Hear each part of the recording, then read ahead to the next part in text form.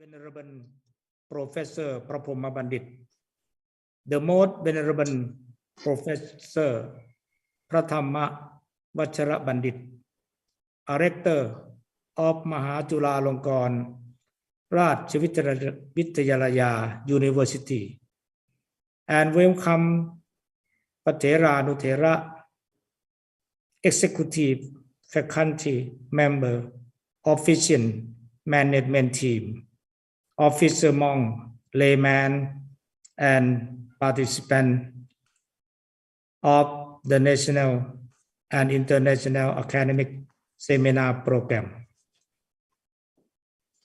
Today is the graduate school and มหาจุฬาลงกรณราชวิทยาลัย University นครราชสีมา Campus organize the 8th national and the 7th international seminar on Saturday, February 26, 2022.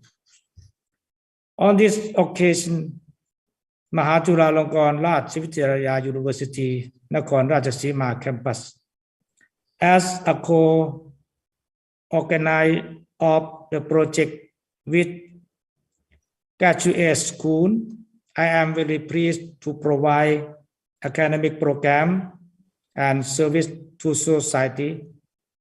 These projects correspond to the university's mission as following. First, produce and develop graduates with desirable characteristics. Second, research and develop knowledge in the Tipitaka to solve social problems. Third, promote Buddhism and academic service to society. Fourth, preserve the culture and develop learning resource for cultural tradition. The 8th national and the 7th international seminar organized in February 26, 27, 2022, and today is 26 February seminar on the topic of goodness, beauty, and trust. Contemporary reflection and interpretation seminar on the subtopic of good in the ethical dimension, beautiful in the aesthetic dimension, and true in the epistemology and metaphysics dimension. On 28 February 2022, there are activities for participants to participate in the program, including the faculty and interest party who submit.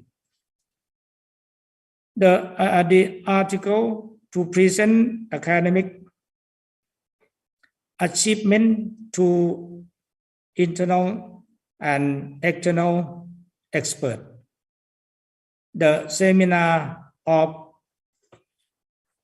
the national and international academic is not just for development of academic work by students and faculty, but also a network of academic and international education management network and public relations of มหาจุฬาลงกรณราชวิทยาลัย University and making the university know and have a real impact to society.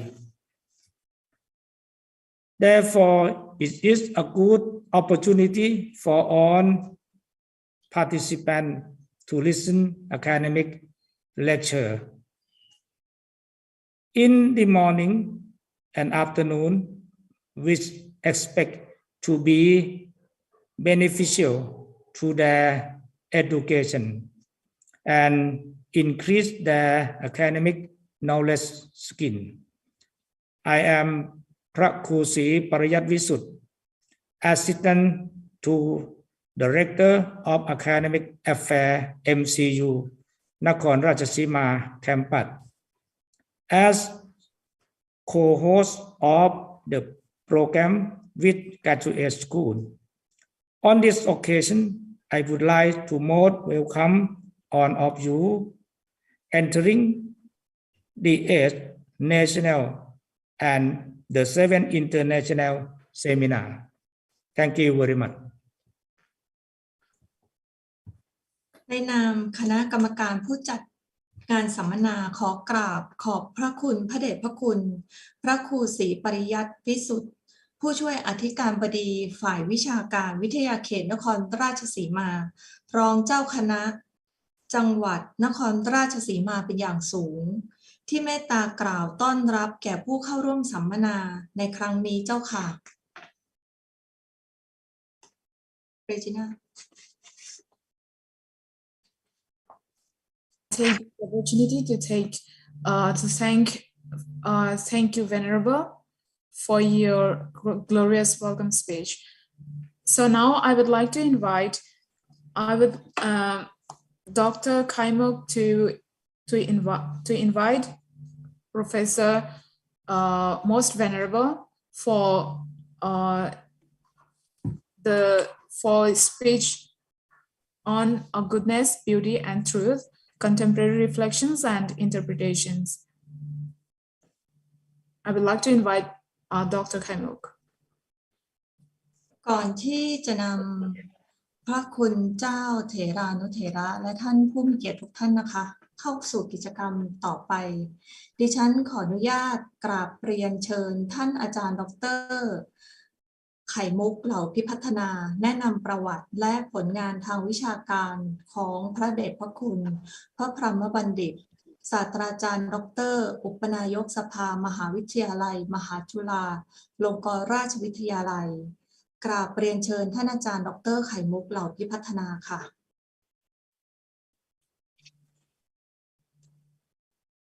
ค่ะขอบคุณค่ะดร.เบญภาษี Thank you Regina ค่ะกราบถวายความเคารพพระเดชพระคุณพระพรหมบัณฑิตศาสตราจารย์ด็อกเตอร์ที่เคารพอย่างสูงพระครูศรีปริยัติวิสุทธิ์ด็อกเตอร์ผู้ช่วยอธิการบดีฝ่ายวิชาการวิทยาเขตนครราชสีมาพระมหาสมบูรณ์วุฒิกโรรองศาสตราจารย์ด็อกเตอร์คณะบดีบัณฑิตวิทยาลัยพระมหาพรชัยศิริวโรผู้ช่วยศาสตราจารย์ด็อกเตอร์ผู้อำนวยการหลักสูตรปรัชญาพระคุณเจ้าที่เคารพคณาจารย์นิสิตนักศึกษาแขกท่านผู้มีเกียรติและผู้เข้าร่วมสัมมนาทุกท่านนะคะดิฉันดร.ไข่มุกเหล่าพิพัฒนาอาจารย์พิเศษบัณฑิตวิทยาลัยนะคะขออนุญาตกราบเรียนประวัติและผลงานทางวิชาการของพระเดชพระคุณพระพรหมบัณฑิตศาสตราจารย์ดร.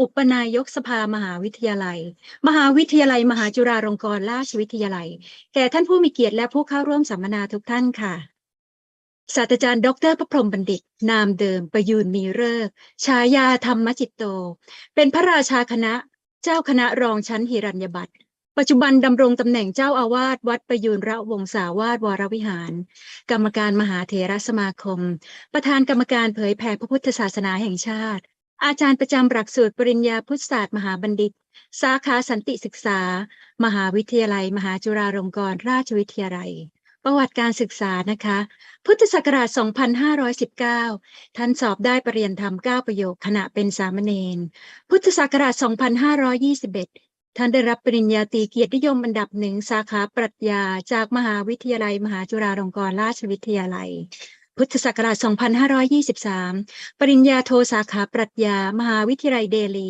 University of Delhi ประเทศอินเดียพุทธศักราช 2525 เตรียมปริญญาเอกสาขาปรัชญาจากมหาวิทยาลัยเดลีประเทศอินเดียพุทธศักราช 2527 ประกาศนียบัตรภาษาฝรั่งเศส Diploma in French from มหาวิทยาลัยเดลีประเทศอินเดียพุทธศักราช 2529 ปริญญาเอกสาขาปรัชญาจากมหาวิทยาลัยเดลีประเทศอินเดียผลงานทางวิชาการของท่านนะคะเปรียบเทียบแนวคิดพุทธาสกับSartre's existentialism and early Buddhism ปรัชญากรีกบ่อเกิดภูมิปัญญาตะวันตกพุทธศาสนากับปรัชญาวิมุตติมรรคประธานคณะผู้แปลพระพรหมบัณฑิตศาสตราจารย์ด็อกเตอร์เป็นพระนักวิชาการนักบริหารนักการศึกษานักเทศน์และนักเขียนผู้มีผลงานมากมายทั้งในภาษาไทยและภาษาอังกฤษเป็นพระสงฆ์ไทยรูปแรกที่ดำรงตำแหน่งศาสตราจารย์ในมหาวิทยาลัยได้รับรางวัลและดุษฎีบัณฑิตกิตติมศักดิ์จากหลายสถาบันและเป็นราชบัณฑิตกิตติมศักดิ์สาขาปรัชญาในฐานะเจ้าอาวาสวัดประยูรวงศาวาสท่านได้บูรณะปฏิสังขรณ์พระบรมธาตุมหาเจดีย์ของวัดจนได้รับรางวัลยอดเยี่ยมอันดับหนึ่งด้านการอนุรักษ์มรดกทางวัฒนธรรมจากองค์กรยูเนสโกได้ก่อสร้างสำนักงานใหญ่ของมหาวิทยาลัยมหาจุฬาลงกรณราชวิทยาลัยที่อำเภอวังน้อยพระนครศรีอยุธยาเป็นประธานผู้ก่อตั้งสมาคมมหาวิทยาลัยพระพุทธศาสนานานาชาติและประธานผู้ก่อตั้งสภาสากลวิสาขบูชาโลกที่ได้รับฐานะเป็นองค์กรที่ปรึกษาพิเศษขององค์กรสหประชาชาตินอกจากนี้ท่านยังได้รับเครื่องราชอิสริยาภรณ์ต่างประเทศและเกียรติคุณอีกมากมาย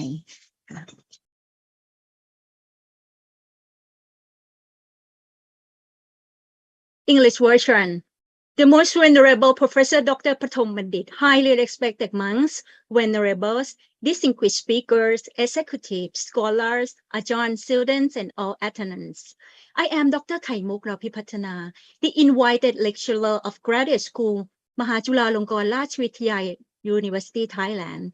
It's my honor to introduce our highly respected keynote speaker, the Most Venerable Professor Dr. Pramahapom Bandit, Ecclesiastical Governor of Region II, Chief Abbot of Wat Prayun Sawat in Bangkok, and a member of the Secretariat to the Executive Committee for the Supreme Patriarch of Thailand. He was born in Suphanburi Province and entered the monastic life as a novice at the age of 12 in 1976. While still a novice, he completed the highest degree of traditional Pali study in Thailand, Pali Grade 9. In the same year, His Majesty the King of Thailand sponsored his higher ordination in the Temple of the Emerald Buddha.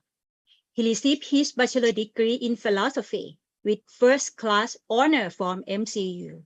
He then entered the University of Delhi, India, where he obtained the diploma in French, Master of Arts, Master of Philosophy, and a doctorate degree.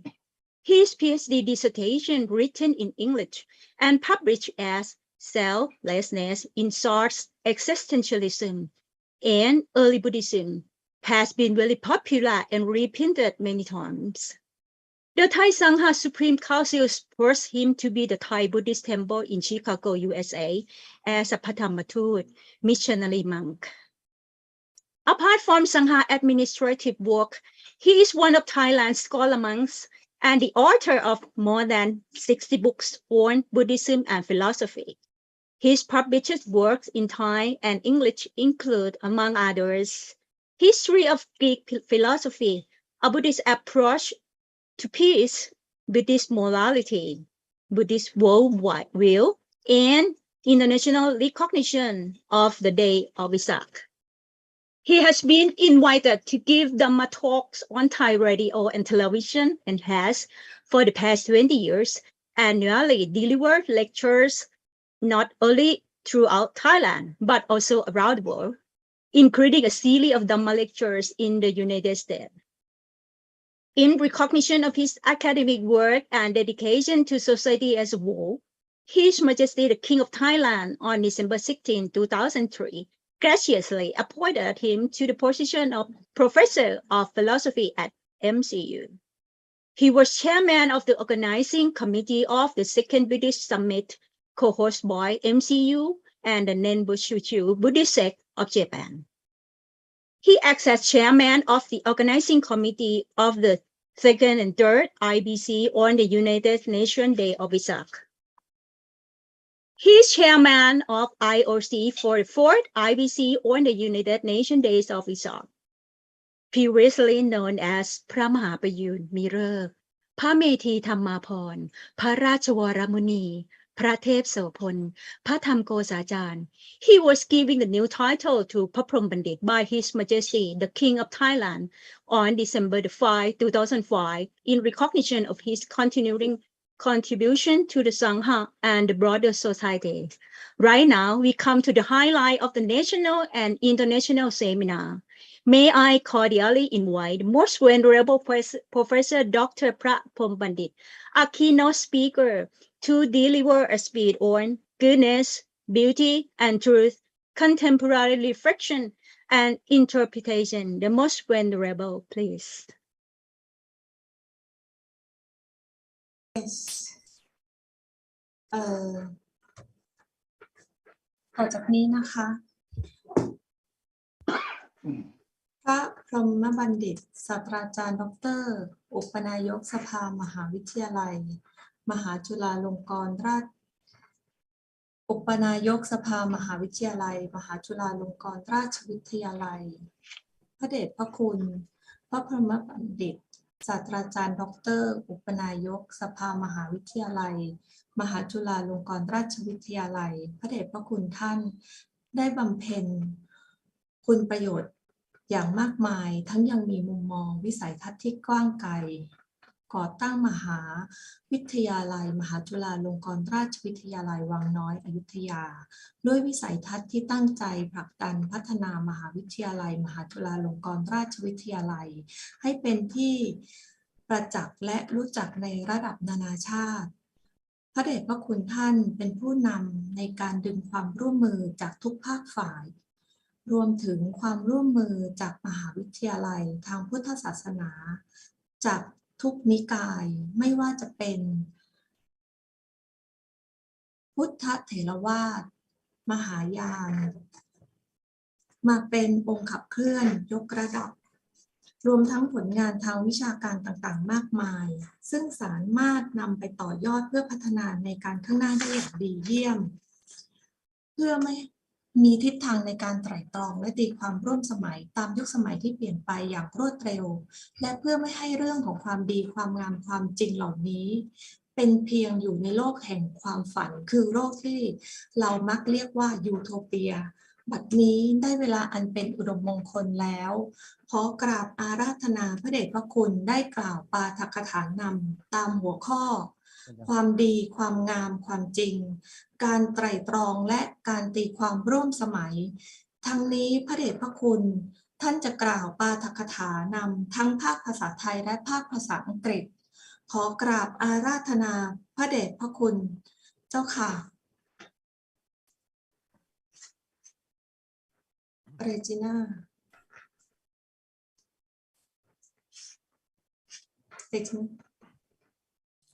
ท่านพระเถรานุเถระ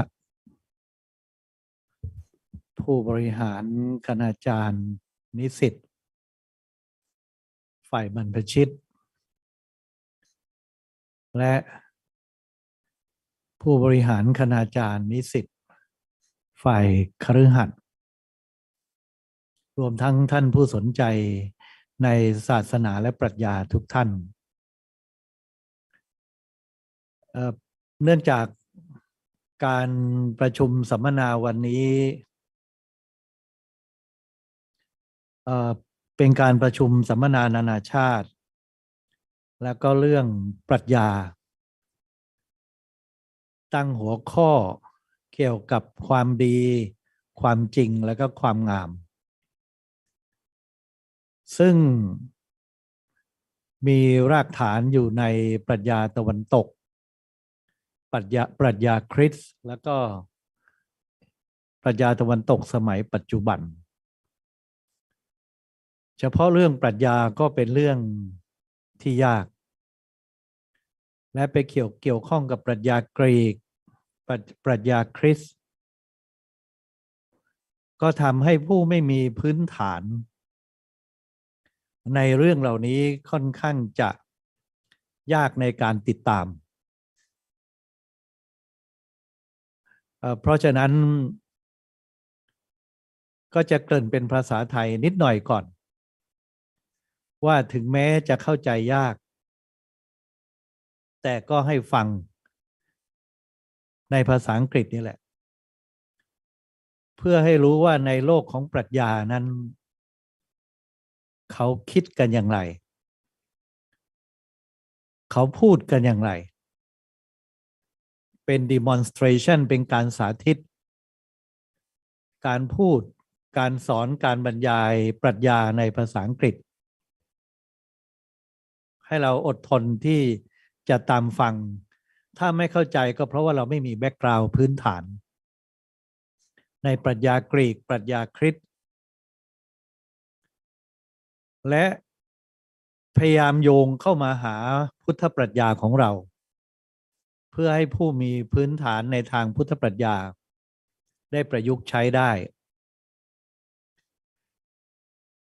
จะเริ่มต้นด้วยการบรรยายเป็นภาษาอังกฤษเพราะว่าจะใช้เวลาส่วนใหญ่เป็นภาษาอังกฤษในช่วงท้ายถ้ามีเวลา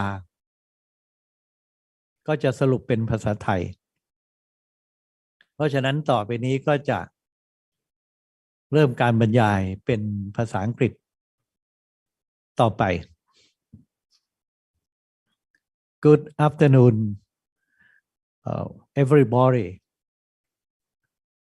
I have started my discussion this afternoon by referring to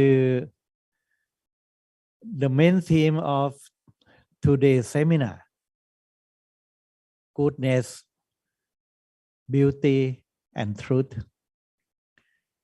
I arranged the sequence of the three words as truth, goodness, and beauty, and is normally practiced in the Western philosophy.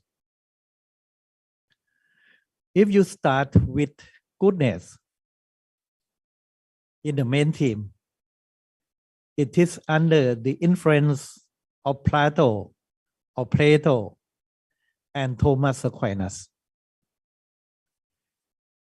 This philosophical triad of truth, goodness, and beauty is rooted in Greek philosophy. As I will show you this picture. In Greek philosophy, which has Plato as the champion, he started talking about the triad of truth, goodness, and beauty in his work, Dialogues of Plato. Starting with the form, the world of form. The highest form is the good. And the second stage is truth, beauty, and justice. Justice is moral goodness. But the highest form is the good. The good as the highest form is developed into the creator God by Saint Augustine and Saint Thomas Aquinas in the scholastic philosophy and become the famous triad truth, good, and beauty. When we look into Plato philosophy, truth not in this world, truth in the world of form. What is form? Form, starting from the difference between universals and particulars. When you look at a man, Mr. A, Mr. B, Mr. C. Mr. A, B, C represent particular things in the world, in the sensible world, that we are living in. All men in this world are particulars. And when we look at them, we have a concept of man.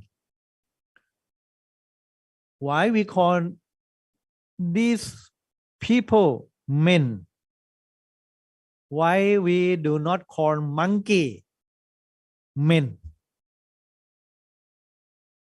How can we differentiate men from monkeys or from cows or other animals? Because in our mind, there is the idea of men already inside our mind. It is a concept in the modern language. But what is this concept? This concept represents universal man. The idea of man resided in our mind.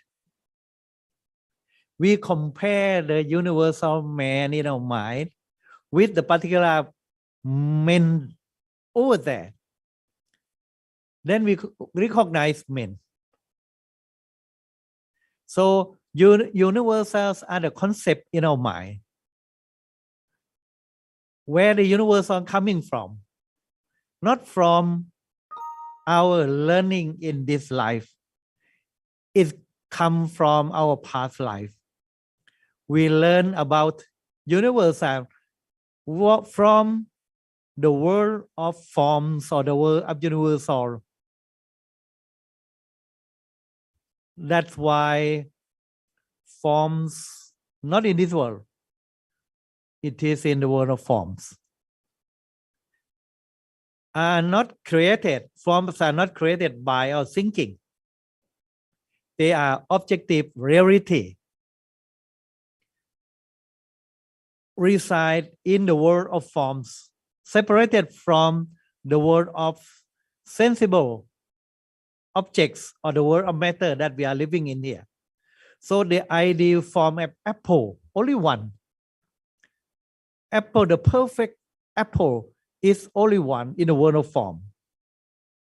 Whereas we can find many particular apples in this form.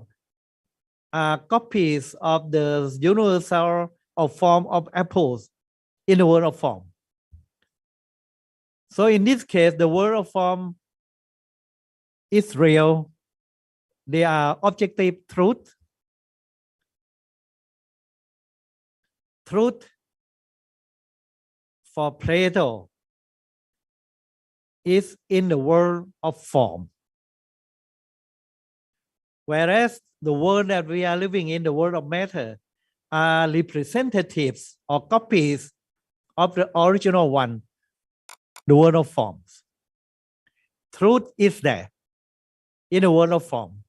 How we learn about the truth of the world of form? From our past life. We live there and be born in this world with the innate idea of the form. That's why we can see, well,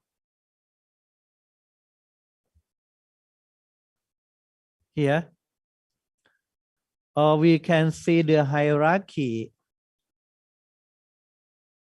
For example, the highest form is the good.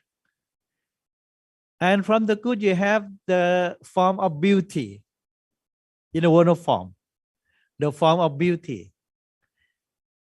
We have the innate idea of beauty from previous life. When we were born in this world, that innate idea still in our mind, we have the concept of beauty that represent the world or the form of beauty in the world of form. Once we have form of beauty as a concept in our mind, we compare the concept of beauty with particular or individual beautiful things in the world. Beautiful women, beautiful jars and flowers.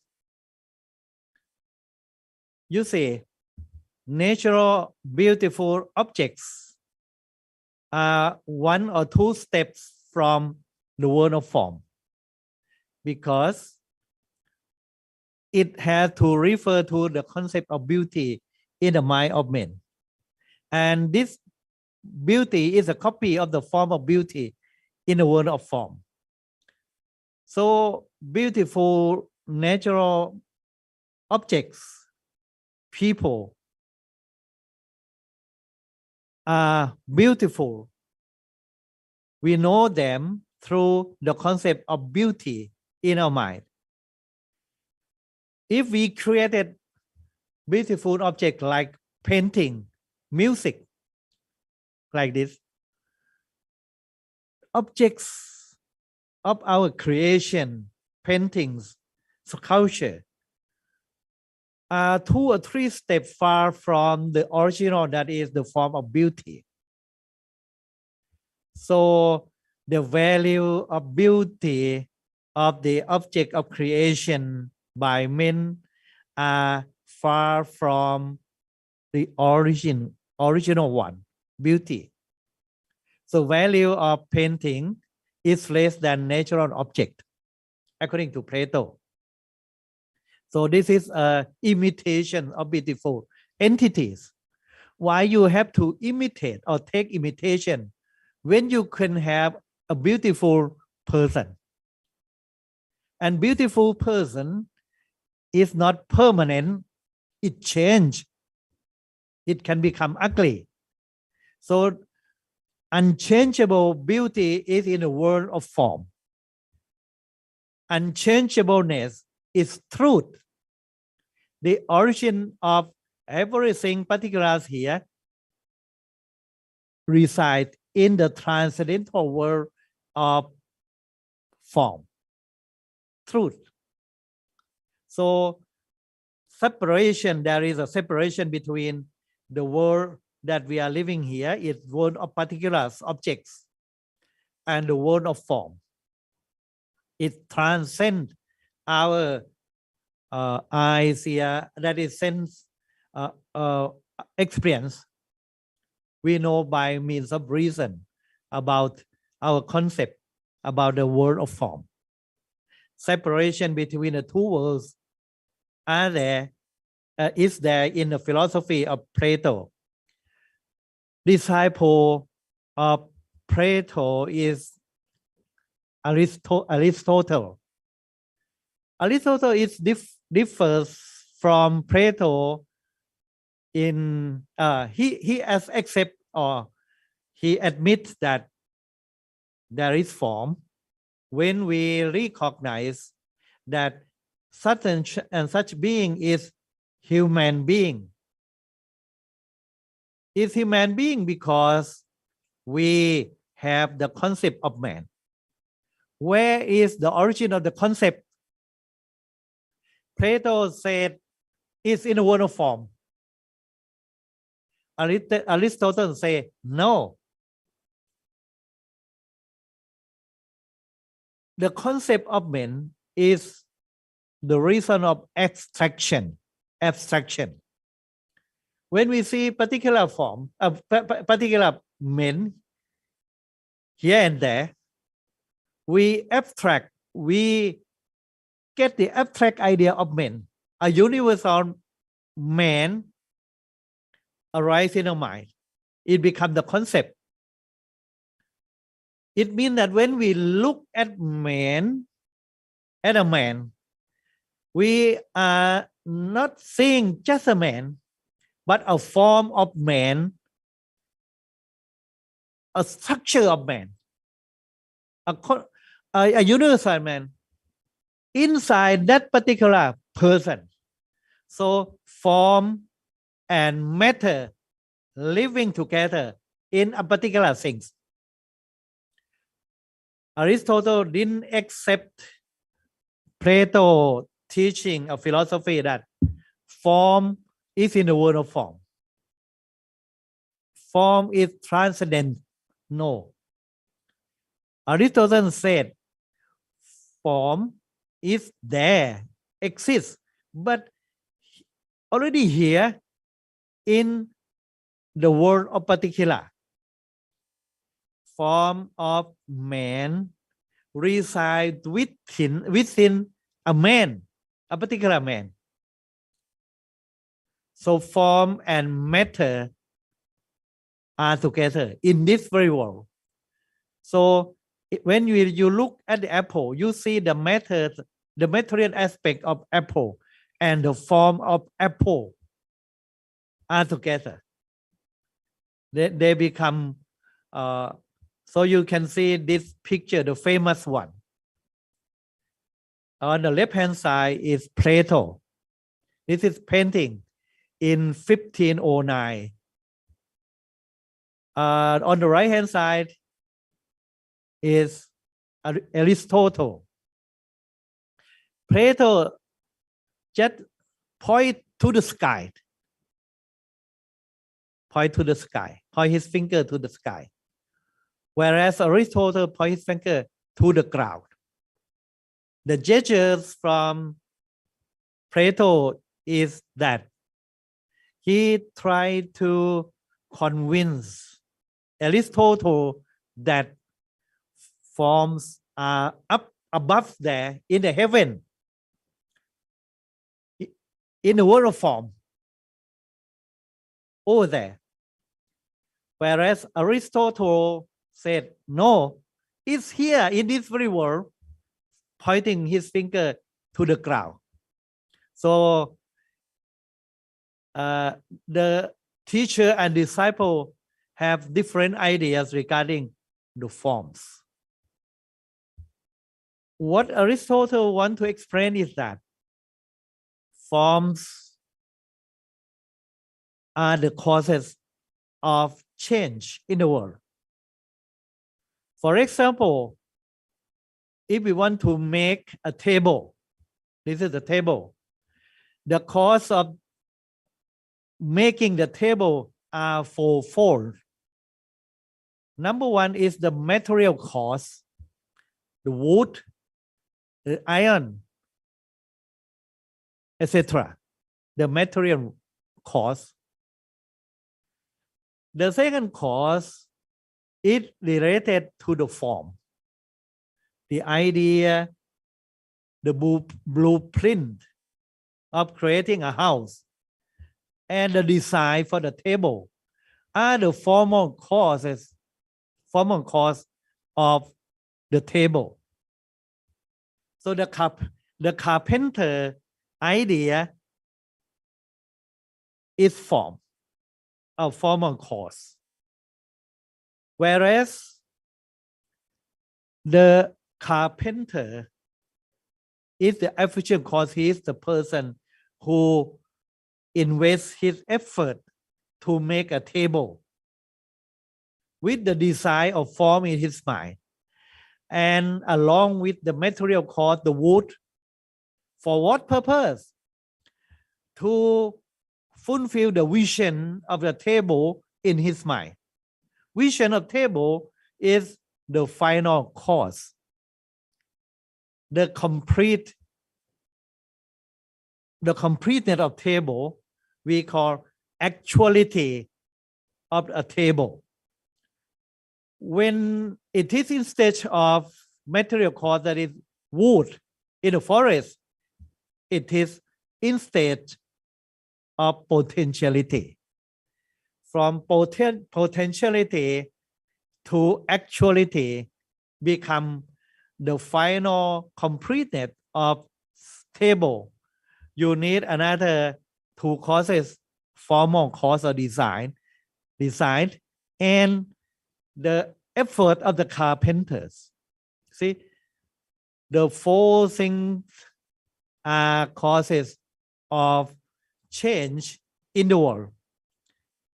Starting from potentiality to full actuality.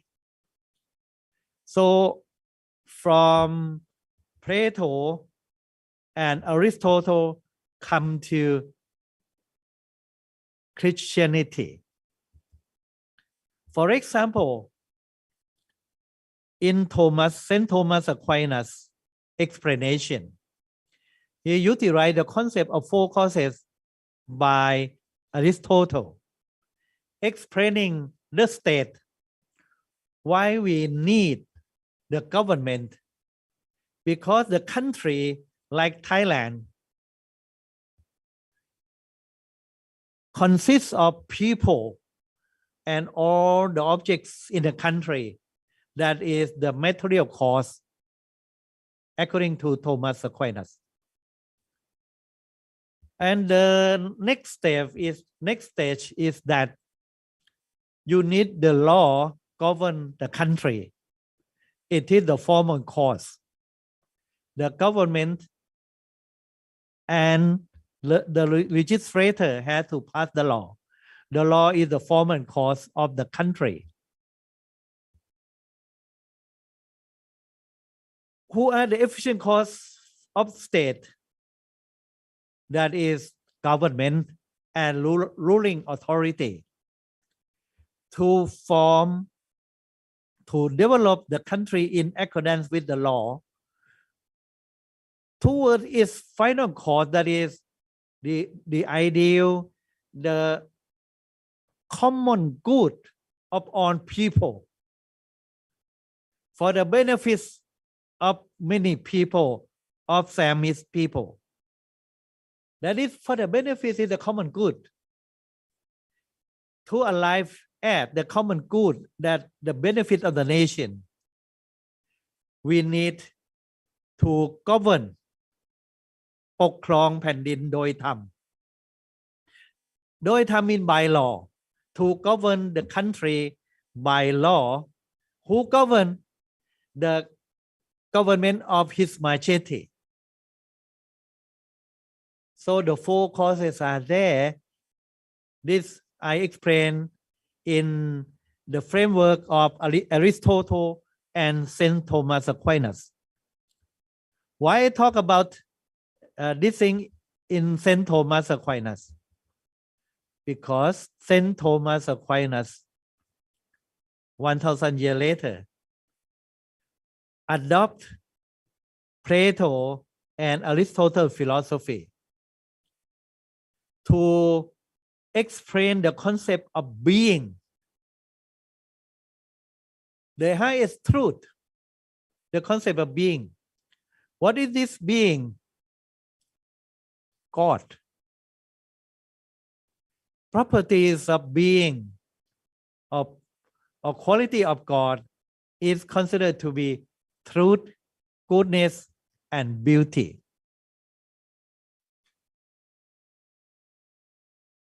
When I further explain that, you will see Plato languages. According to Thomas Aquinas, truth, goodness, and beauty are the same. This is very important to take note. How truth, goodness, and beauty are unified to be one and the same thing. Aquinas' answer is because they are form, in a word of form,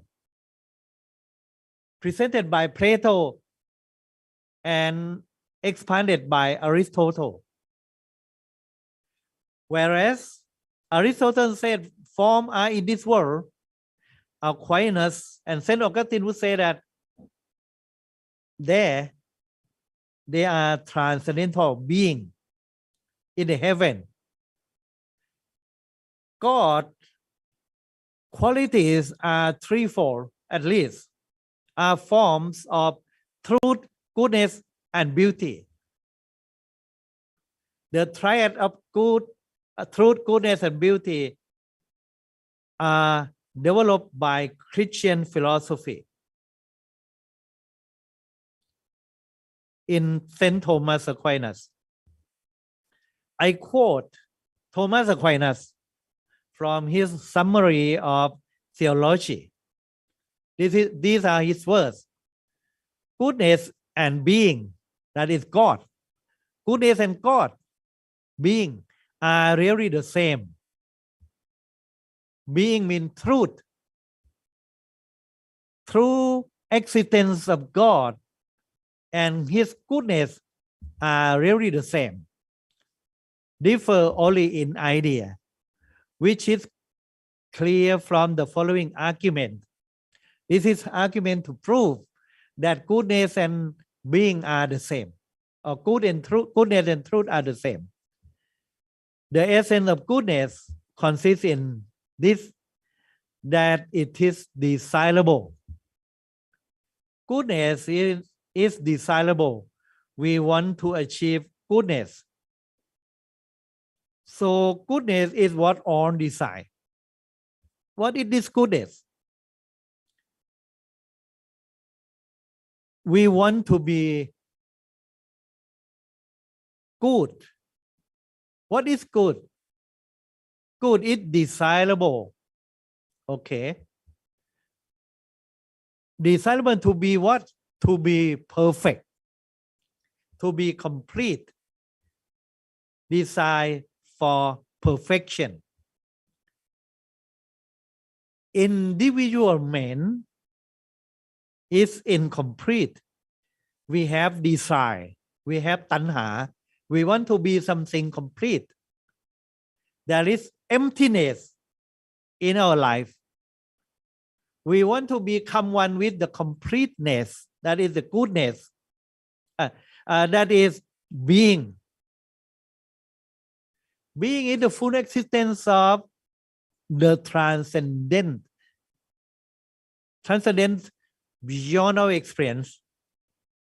In the world of form, in Plato philosophy, and in the kingdom of God in Christianity.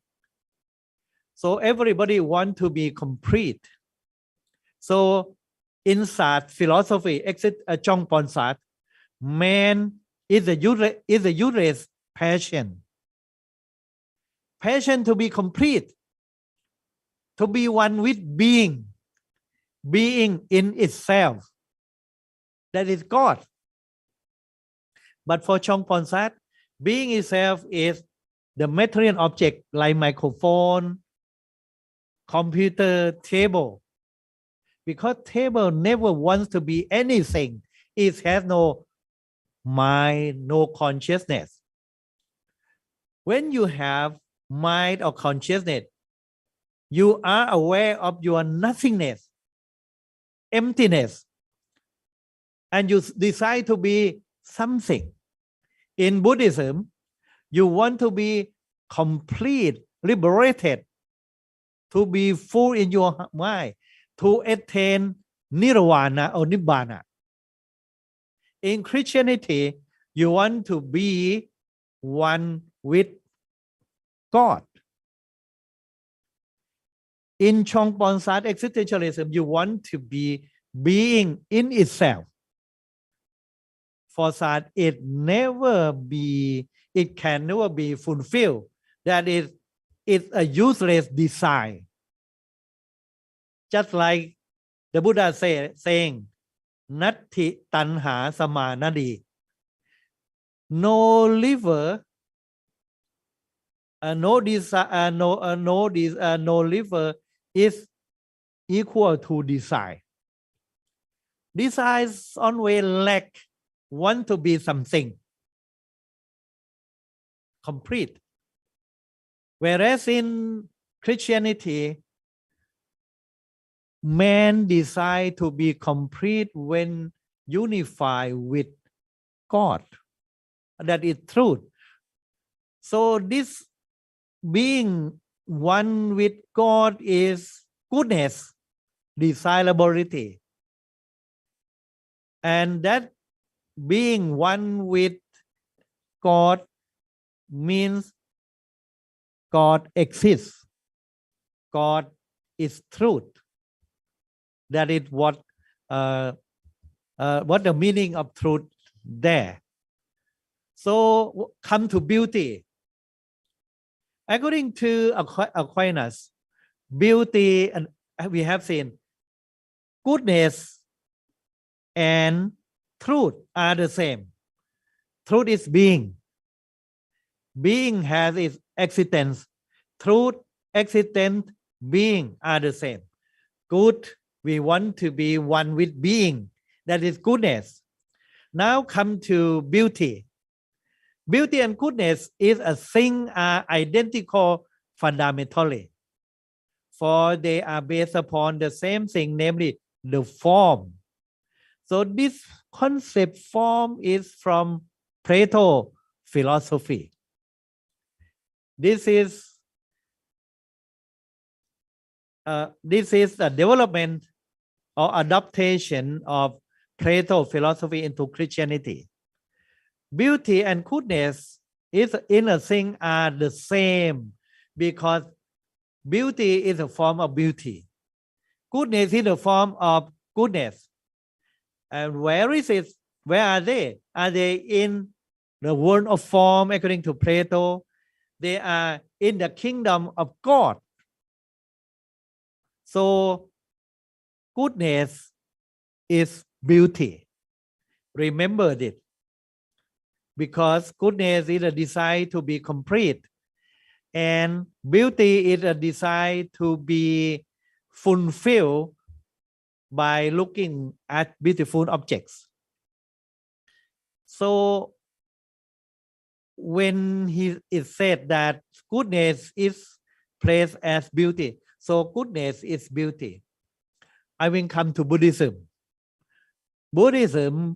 In Buddhism, what is beauty? Sopa or sopana. So sopa, beauty, sopana, beautiful.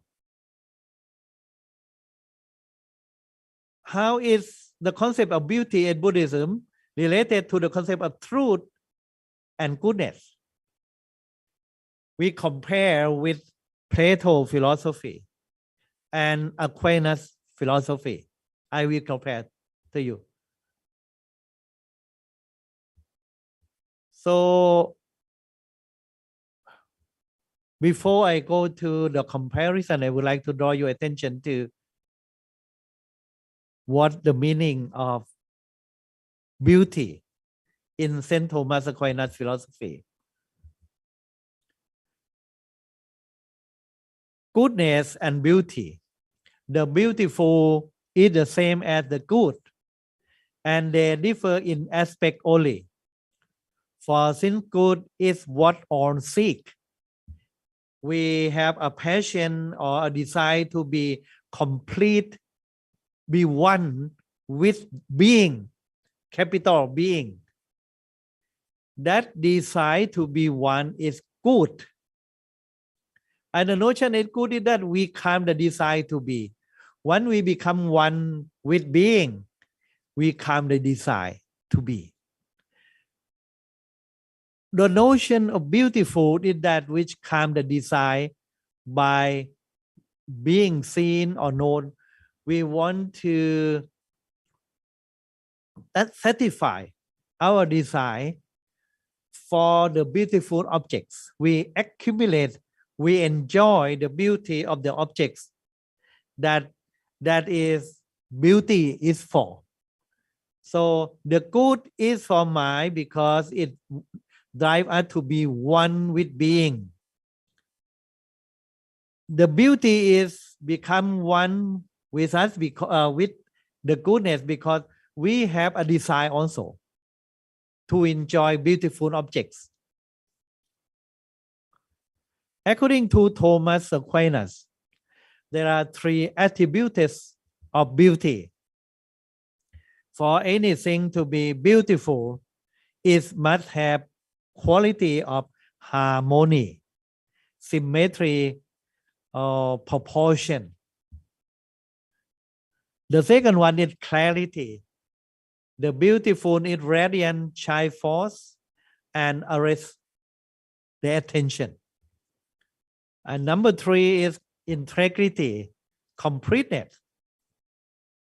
Beauty exists, must exist. It is not subjective. Beauty is there in the world of form. Goodness is there in the world of form. Truth of being is there in the world of form or in the kingdom of God. So good or truth, goodness, and beauty are objective realities. They are objective reality. It's not just the object of our thought. It's already there. So, summary of what we have discussed so far. 3 concepts. They are interrelated. The first is true or truth. Something is instead of being true if it is in accord with reality. In accord with reality means represent the true things. The thing that is true must exist outside our knowledge, outside our mind, our thinking. Truth is objectivity.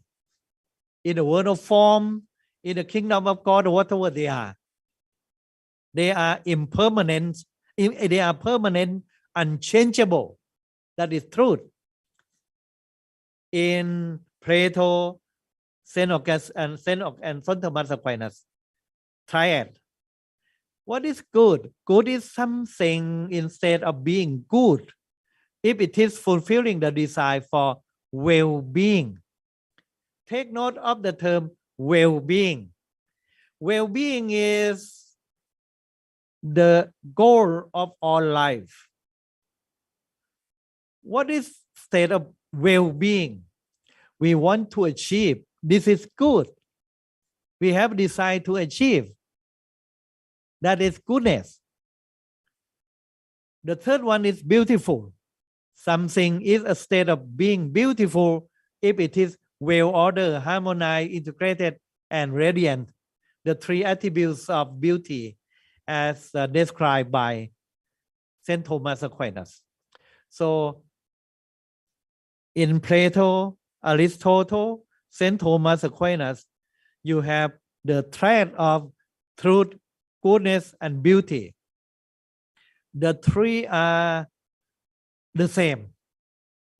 Truth means already exists as an objective reality outside our mind.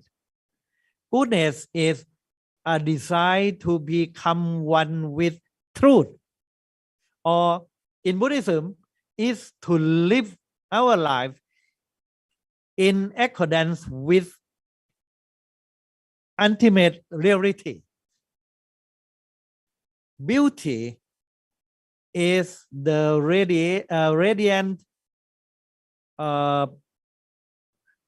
figure of the Buddha. Well-ordered harmony is there. Radiant figure of the Buddha in this picture. You will see how beautiful the Buddha in this picture is. There is the halo around the Buddha. Why the Buddha has a halo, a radiant one, beautiful one? That is because the Buddha has 3 attributes, 3 virtues. It's well known that the Buddha has 3 virtues: Panya, Visuddhi, and Karuna.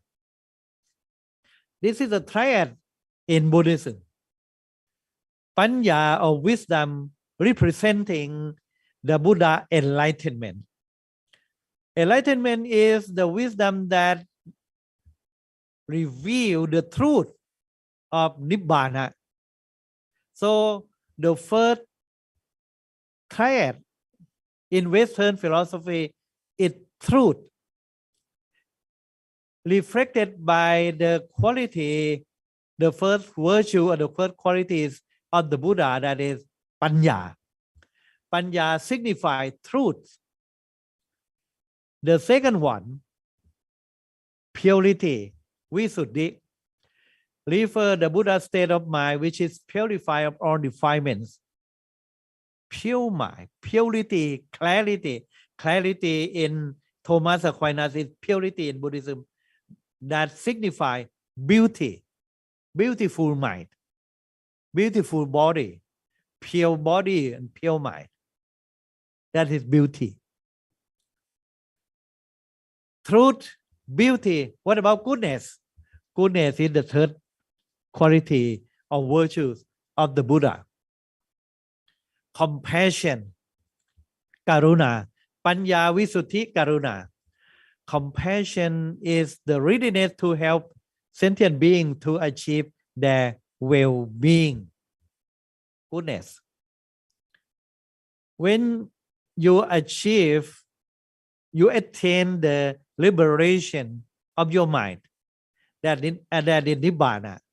Your mind is purified, and your scope of wisdom is enlarged so much that you can see all sentient beings instead of suffering, and you want to help them to get rid of suffering. And it is said that your wisdom, panya, the Buddha, or Arahant, the perfected person, Arahant, qualities of mind.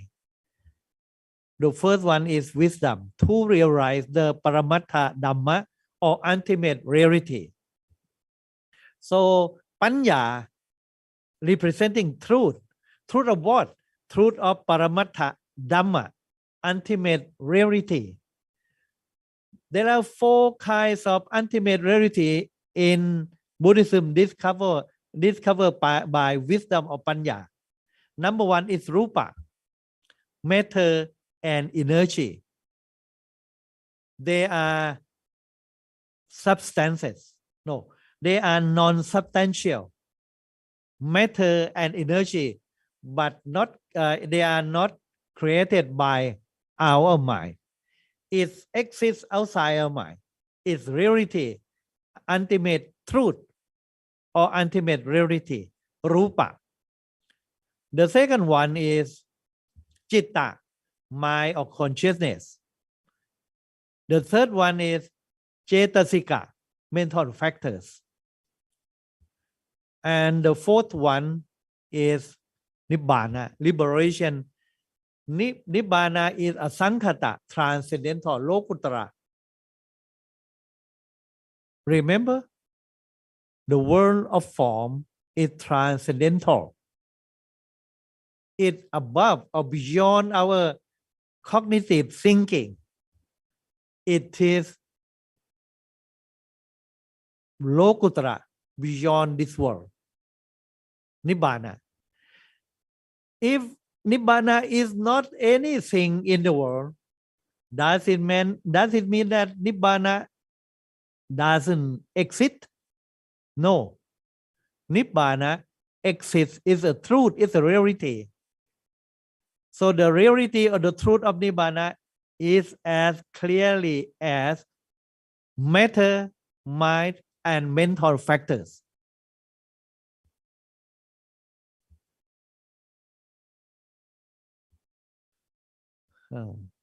So the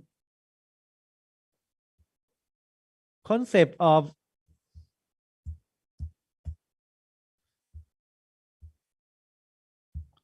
there is problem with computer.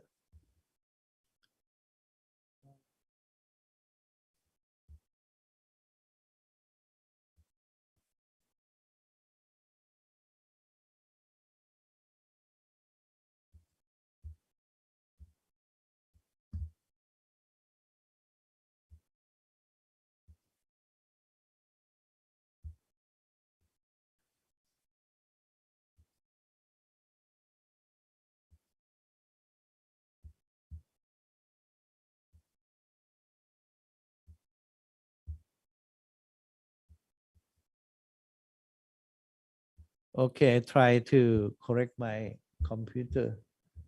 Cannot move it.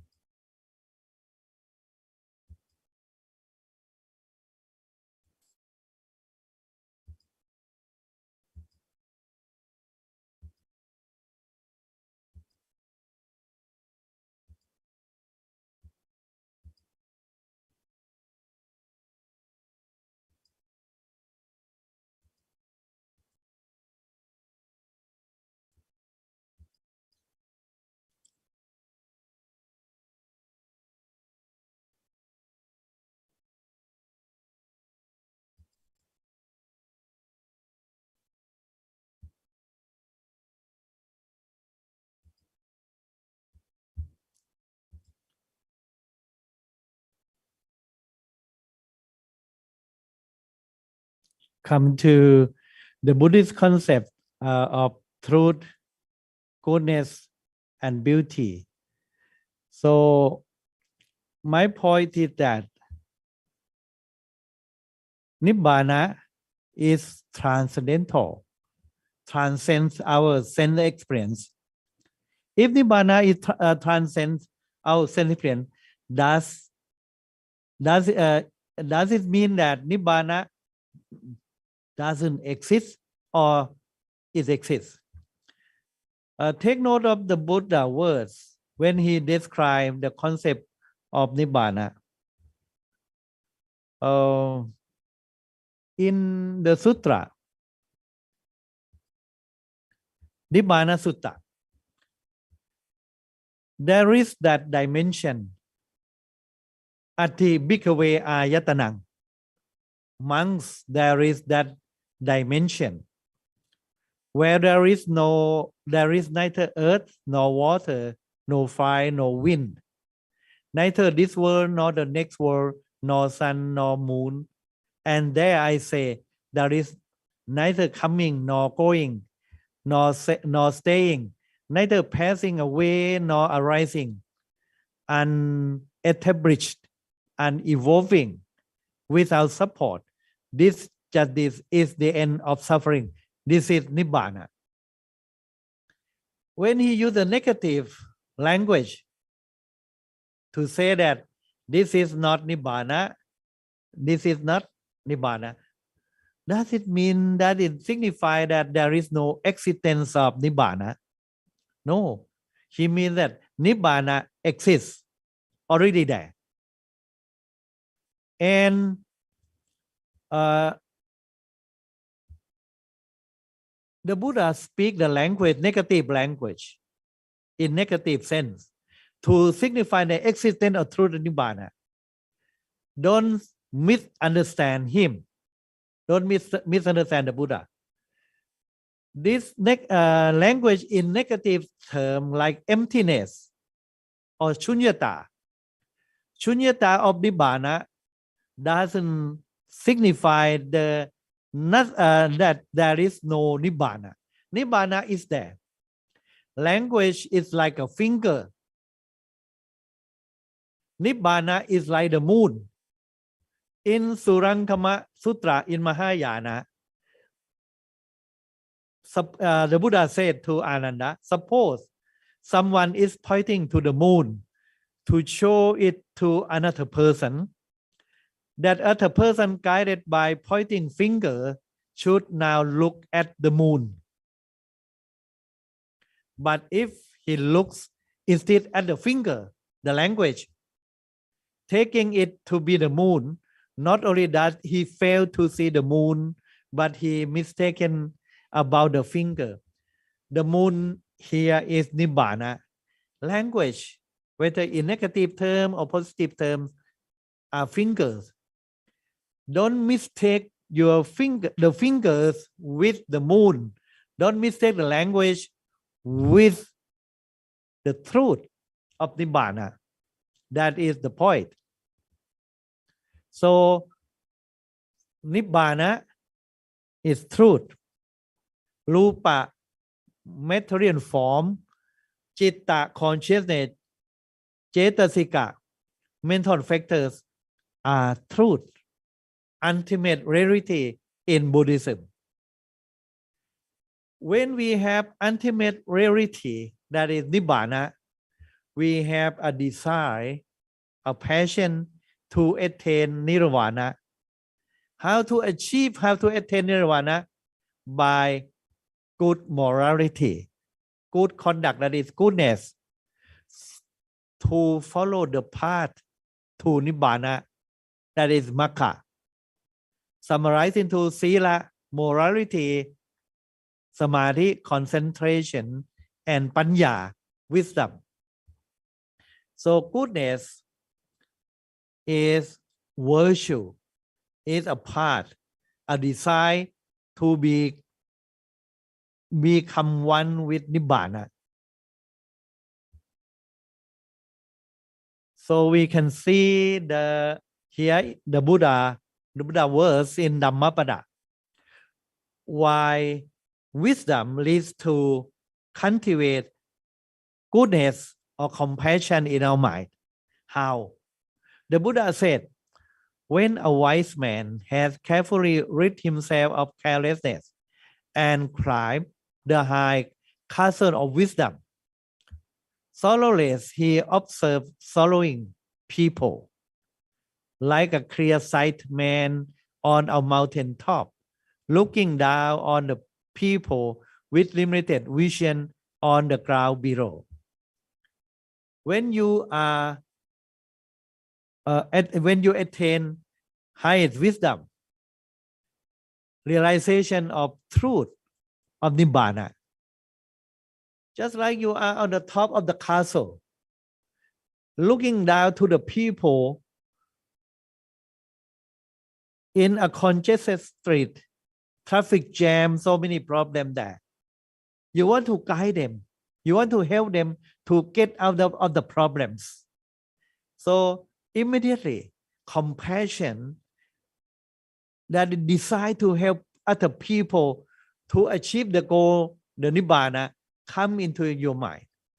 Through wisdom come compassion and other virtues. So compassion and other virtues are goodness following wisdom. Wisdom representing truth, compassion and other virtue representing goodness in Buddhism. Truth leads to goodness. And beauty, what about beauty in Buddhism? There is the Buddha saying in Dhammapada, of all the fragrances, sandal, takara, blue lotus, and jasmine, the fragrance of virtue is the sweetest. Sila kanto, fragrance of virtue is the sweetest. Faint is the fragrance of takara and sandal, but excellent is the fragrance of the virtuous, wafting even among the gods. So beauty comes from virtue or goodness. We want to be to attain nirvana, we have to be a good to develop a good virtues in our mind. Good virtue in our mind leads to purity of mind. That good virtue and purity are beauty in Buddhism.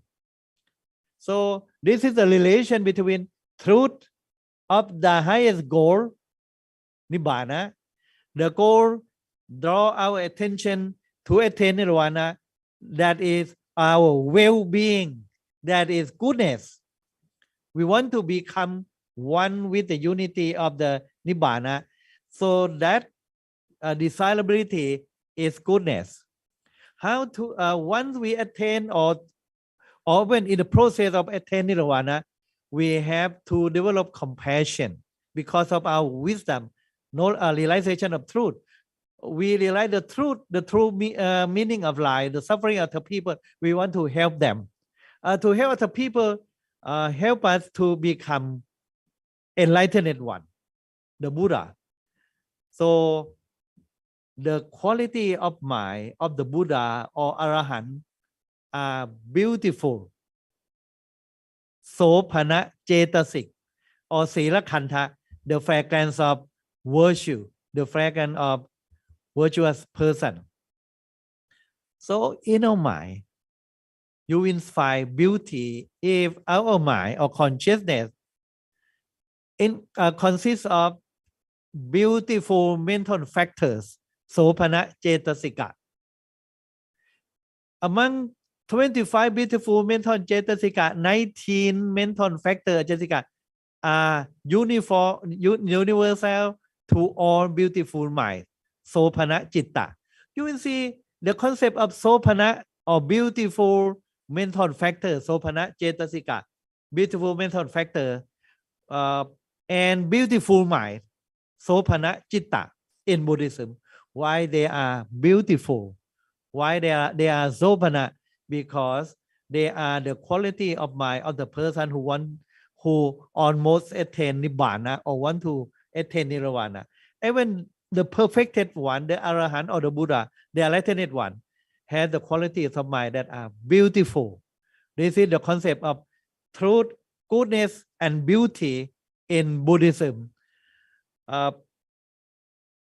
Rely on the three qualities of the Buddha virtue: Panya, realization or wisdom or realization of truth; Visuddhi, purity of mind, that is beauty; and Karuna, goodness, desire to be purity, to be purified, desire to be the enlightened person, goodness. Because of these mental factors in our mind, that is, if our mind is full of unwholesome factors like greed, hatred, and delusion, our mind is ugly. These roots of unwholesome action make our life ugly. Ugliness signified unwholesome defilements in our mind, like greed, hatred, and ignorance or delusion. Whereas the 25 wholesome mental factors like generosity, alobha, loving kindness, metta, wisdom, panya, they are good qualities of mind. Beautiful mental factor, sopana, cetasika, it decorate our mind. Our mind become beautiful mind. This is the beauty in Buddhism.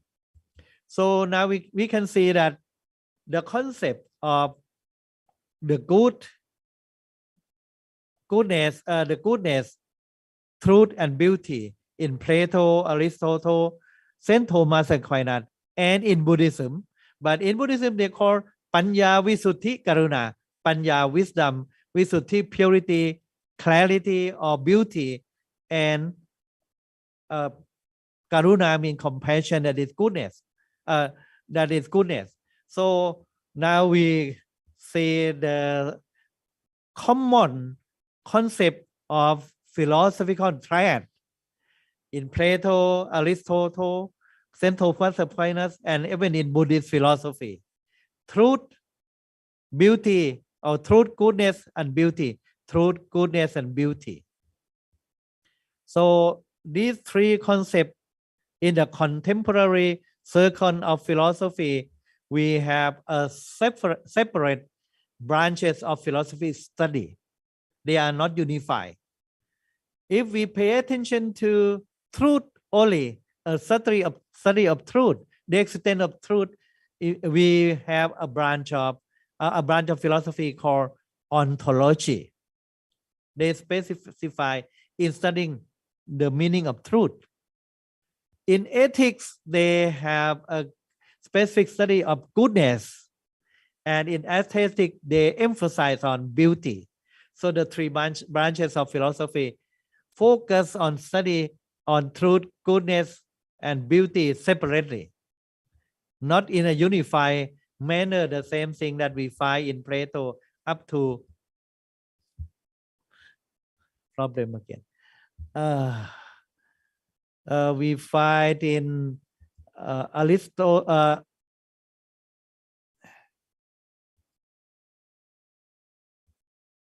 Let me.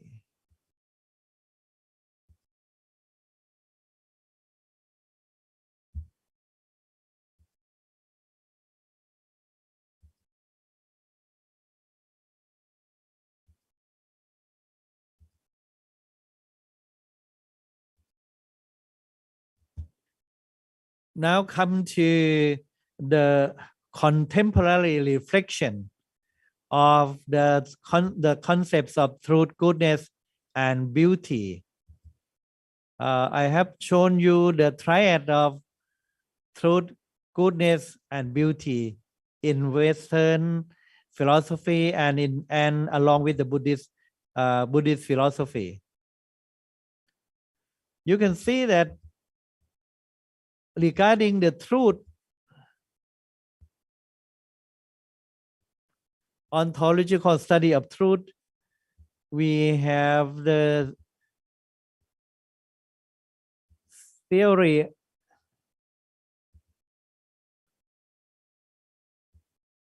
of truth. There are the contemporary theory of truth that we like you to draw your attention to. Number one is correspondence theory of truth. Number two, pragmatic theory of truth. Number three, differentiality theory of truth. Number four, logical positivism. And number five, phenomenology.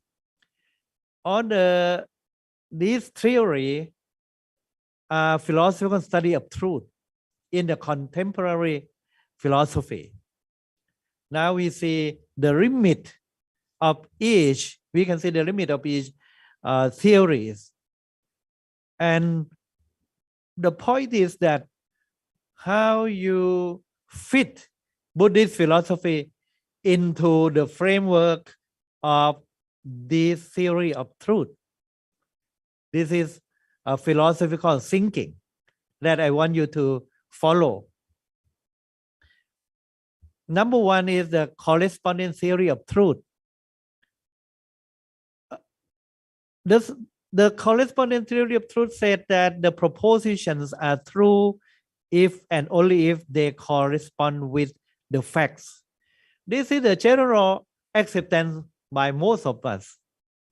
Why we say that something is true? Because it's already there, outside our mind. When we say that it's raining, we can check, we can prove that it's raining out there. So our proposition or statement representing the reality, existing reality out there. When we say that there is Nibbana in a Lokuttara level of truth, it means Nibbana is there, not inside our mind, outside the mind, beyond our thinking. That is correspondence theory of truth. The second one, pragmatic theory of truth.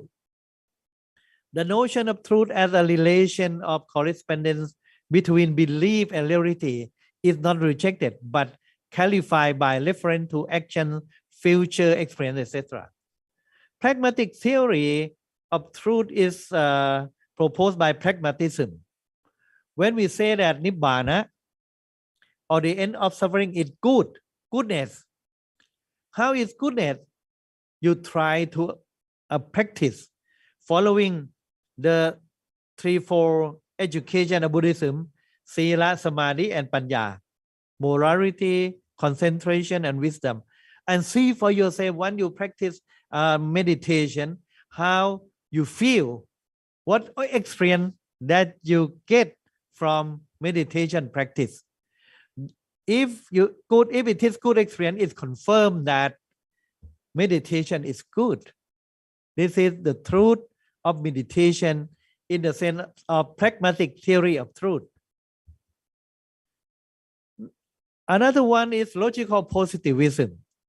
A statement is meaningful if and only if it can be proved true or found at least in principle by means of sense experience. The scientists nowadays following logical positivism, anything can be proved by sense experience is true in principle, whereas the existence of God cannot be proved because it's beyond the grasp of experience. Is not true. So scientific statements are in the framework of logical positivism. The Differentiality theory of truth states that truth is a concept that is easily shown to be dispensable or is no more than technically useful. When we talk about metaphysics, the existence of something beyond our experience, that metaphysical truth is true or not. Meta being, core being, or being or existence of any transcendental being cannot be taken seriously. It can be dispensable. It's not necessary because it is just a language. When we say that there is the creator, there is heaven, there is hell, the word heaven, hell, creator are nothing but language, but words to be not necessary to believe that is true. So we don't have to answer what is life after death, because life after death is redundant word. It's a framework that we created in our mind. Ludwig Wittgenstein in his work said, what is your aim in philosophy? He said, to show the fly the way out of the fly battle. The fly battle stands for the conceptual presupposition which keep us looking in the wrong direction. Instead of clarify the language, the meaning of the term, the meaning of proposition as it is used in the language, we try to understand, to answer the question of truth of the existence of being or metaphysical objects, which is meaningless, redundant, and that is deflationary theory of truth. In phenomenology, they use phenomenological method to describe phenomena as they are given to consciousness. Truth is subjectivity. We can say that Nibbana is truth. Heaven is truth. Angel is true. It's truth because we have had experience or encounter with angels, with Nibbana. In that case, the truth of Nibbana is subjectivity. As the Buddha said, Paccattang veditapo vinyuhi. It's private experience of the wise people. Nibbana, Paccattang veditapang. Nibbana is the private experience of the wise people. So in this case, truth is subjectivity. It doesn't mean that Kierkegaard, the pioneer of existentialism, Kierkegaard doesn't reject the existence of the objective reality, but he approved also subjective reality like our private experience, Nibbana, or even our consciousness. Who can say that there is no consciousness? When I am aware of my consciousness, this is my private experience. My consciousness is truth, paramattha, ultimate reality. And my mental factor, anger, loving kindness, compassion are there. I'm aware of them. They are private experience. They are paccattang veditapo, that to be aware, to be understood by me myself. This is so these are the truth of proposition in contemporary philosophy. Now we come to contemporary reflections on truth, goodness, and beauty. I rely upon the 2020 field paper survey. It's a research made by American professor in New York University 2 years ago. This professor that sent questions to 1,785 English-speaking philosophers and students of philosophy in the West. to ask 100 philosophical questions, what would be their response, their opinion or reflection regarding truth, goodness, and beauty and other matter? So their response or reflection accompanied by their arguments, but I have no time to present arguments. Only that I will put the same thing, put questions for reflection to you. What do you think about truth, goodness, and beauty? So first thing, whether truth is there outside your mind, or truth is just just a language, a word without much meaning. It depends on the context.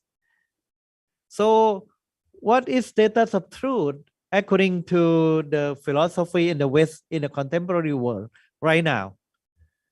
They accept or lean towards correspondence theory of truth, 51.37%.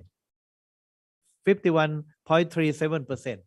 That is majority of philosophers nowadays accept correspondence theory of truth. Mean the statement or proposition is true if it is related to the reality outside the statement. When I say that it is raining right now, it means that outside the building it's raining there. When I say that there is Nibbana, it means Nibbana really exists there. That is, it corresponds with the fact. The statement that Nibbana is there corresponds to the fact of Nibbana. So 51% of philosophers accept the correspondence theory of truth, whereas 24 or 25% of philosophers nowadays accept or lean towards deflationary theory of truth. Truth is nothing but language. Don't confuse language with metaphysical being. Nothing there, only language. So philosophy of language, analytic philosophy is influential here, and that is the second theory of truth accepted by philosophers today. The third one is epistemic.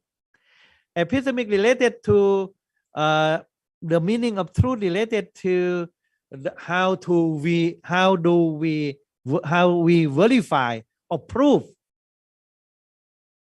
the validity of truth. How we prove it? By pragmatic approach, by sense experience of logical positivism, or the given data to consciousness. Truth is subjectivity as in phenomenology or existentialism. That is just 1%, 10%, except epistemic approach to truth. So now my question is, what is the position of Buddhism regarding truth? Buddhist philosophy, as you have listened to me so far.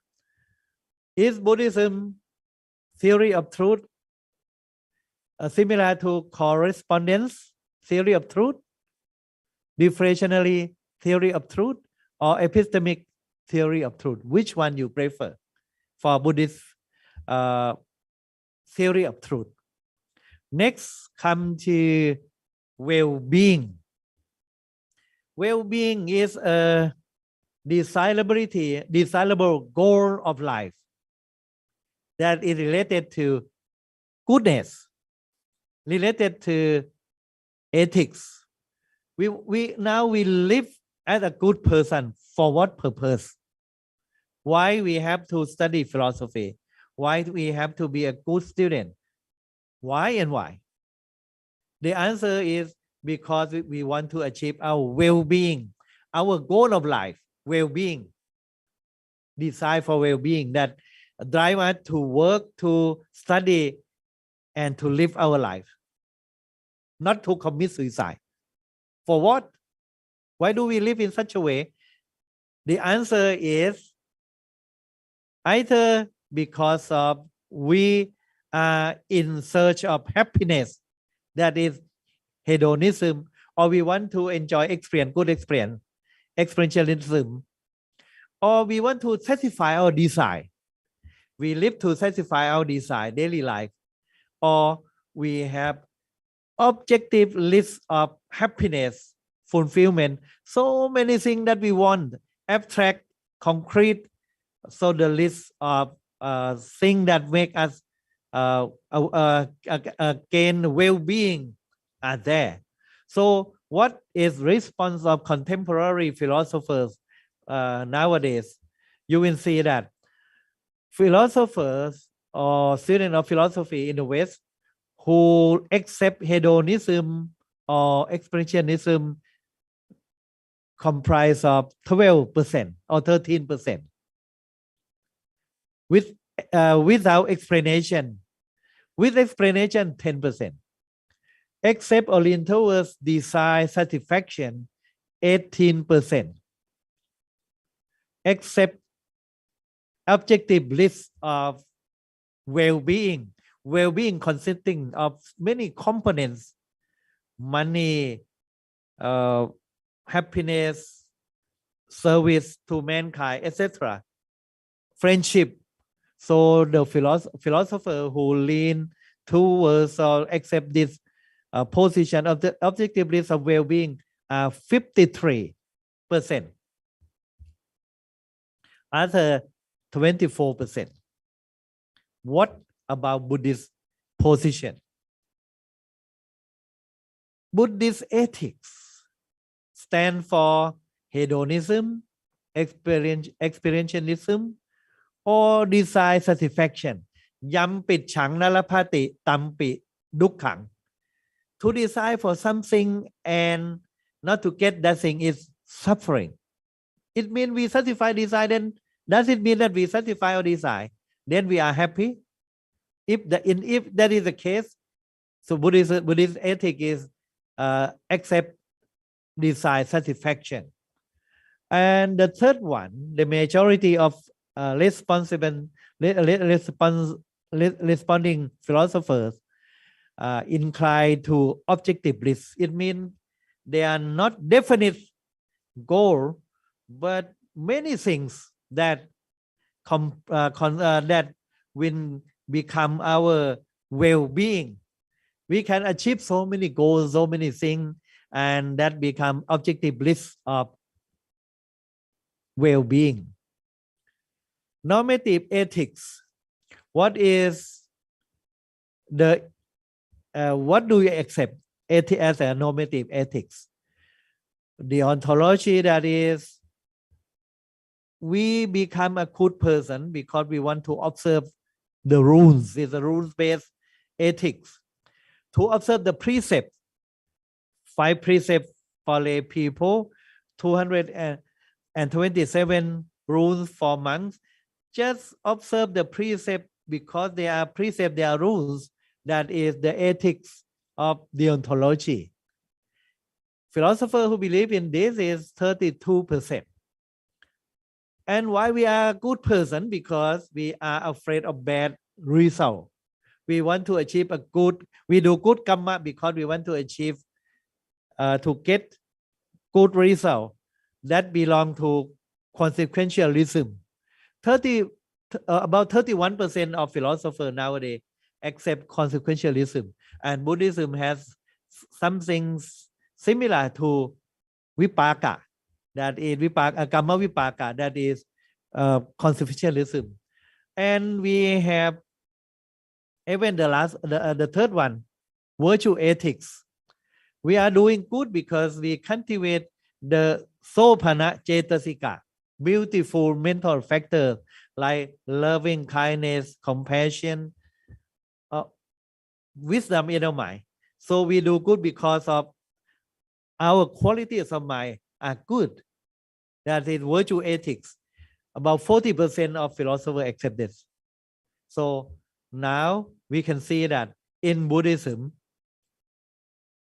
the ethics of Buddhism may be lean towards deontology, consequentialism, and virtue ethics altogether. What do you think? What is your reflection? My question to you. Now come to ethics, aesthetics, values. Whether beauty, we have mentioned in Aquinas, Thomas Aquinas, that there are 3 attributes of beauty: harmony, clarity, and integrity. These qualities are objective or subjective. Subjective means it depends on our awareness, our cognition. If we are not aware of them, they do not exist, the 3 attributes of beauty. So what do you think? The beauty in Buddhism is objective or subjective. 43% of responding philosophers, or 44% of them, accept objective aesthetic values, whereas 41% accept subjective aesthetic value. What is your position? What do you think? These are the comparison that I have made through by means of reflection and comparison. Is a comparative study of philosophy today, starting from Plato, Aristotle, Thomas Aquinas, and contemporary theory of truth, and other the idea of other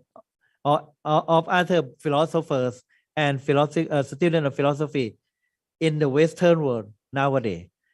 Compare with Buddhist philosophy position regarding truth, goodness, and beauty. When we discuss the comparison, mean we try to find out similarity between Buddhist philosophy and Western philosophy. Similarity gives deeper insight into reality, deeper understanding, as I have expounded. And different is good for self-evaluation. What is lacked in our Buddhist philosophy that we need to add, and what is there to find the validity, how to find validity in our position. So comparison help us to understand ourselves, our Buddhist philosophy. So my discussion on truth, goodness, and beauty, on comparative reflection, bring us a clear insight into truth, goodness, and beauty of Buddhism, and make us interested to find it interesting for further discussion. I don't know whether I have time to summarize in Thai or not. That depends on the moderator. I would stop here. If I have time, I will summarize in Thai.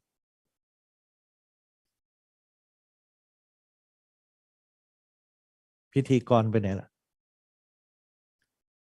เวลาหมดยังไม่งั้นจะสรุปเป็นภาษาไทย ค่ะยังค่ะพระอาจารย์เหลือประมาณอีก5 ถึง 10 นาทีค่ะพระอาจารย์ งั้นไม่มีเวลาละถามปัญหาดีกว่าเป็นภาษาอังกฤษถามมาที่จะตอบค่ะไม่ทราบว่าท่านใดมีคำถามจะเรียนถามพระเดชพระคุณท่านไหมเจ้าค่ะ Regina, could you ask the participation? Did anyone have a question to? Sure. So the participants, 5 minutes left. dear participants, if you have any questions from Most Venerable, you can type in the chat box or you can ask directly to him. Right now, we have 5 minutes.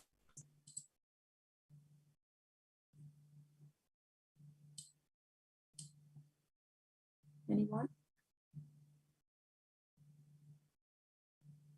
So we have 5 minutes in English or Thai. You can ask any questions if you have.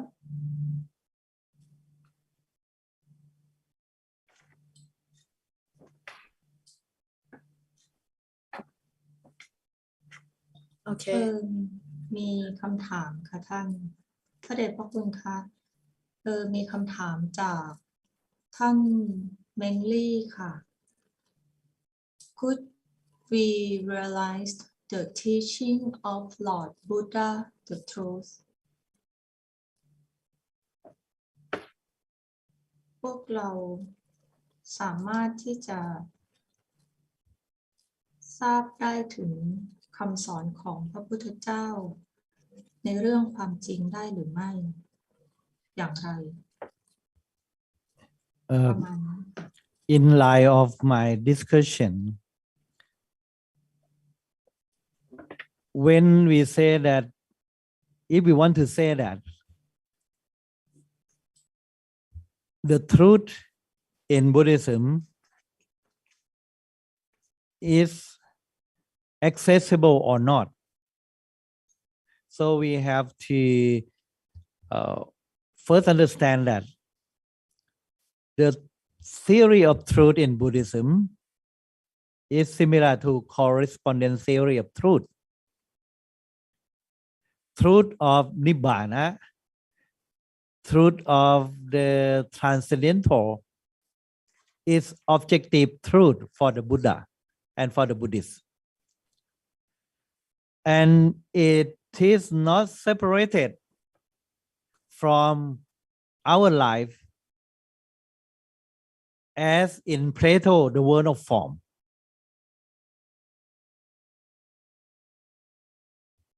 It is in the grasp of our wisdom that we can rewrite the truth of Buddhism. So in principle, the truth of Nibbana can be attained, can be realized once we follow the path to Nirvana by means of threefold education: Sila, morality, Samadhi, concentration, and Panya, wisdom or meditation. ค่ะค่ะในนามของคณะกรรมการผู้จัดงานสัมมนาวิชาการขอกราบขอบพระคุณพระเดชพระคุณที่เมตตาเสียสละเวลาในการกล่าวปาฐกถานำในงานสัมมนาวิชาการระดับชาติและนานาชาติครั้งนี้มวลเกล้ารู้สึกปลาบปลื้มเป็นอย่างยิ่งและได้รับมุมมองและได้เรียนรู้สิ่งต่างๆมากมายที่เป็นประโยชน์ต่อการดำเนินชีวิตและเป็นประโยชน์ต่อการดำรงชีวิตมวลเกล้าจะนำไปใคร่ครวญและปรับใช้ในชีวิตประจำวันต่อไปขอกราบขอบพระคุณพระเดชพระคุณอย่างยิ่งและอย่างสูงยิ่งที่ได้เมตตามากล่าวปาฐกถาในวันนี้เจ้าค่ะเรจิน่า So today we mark this date as an event to help us all lead a healthier lifestyle.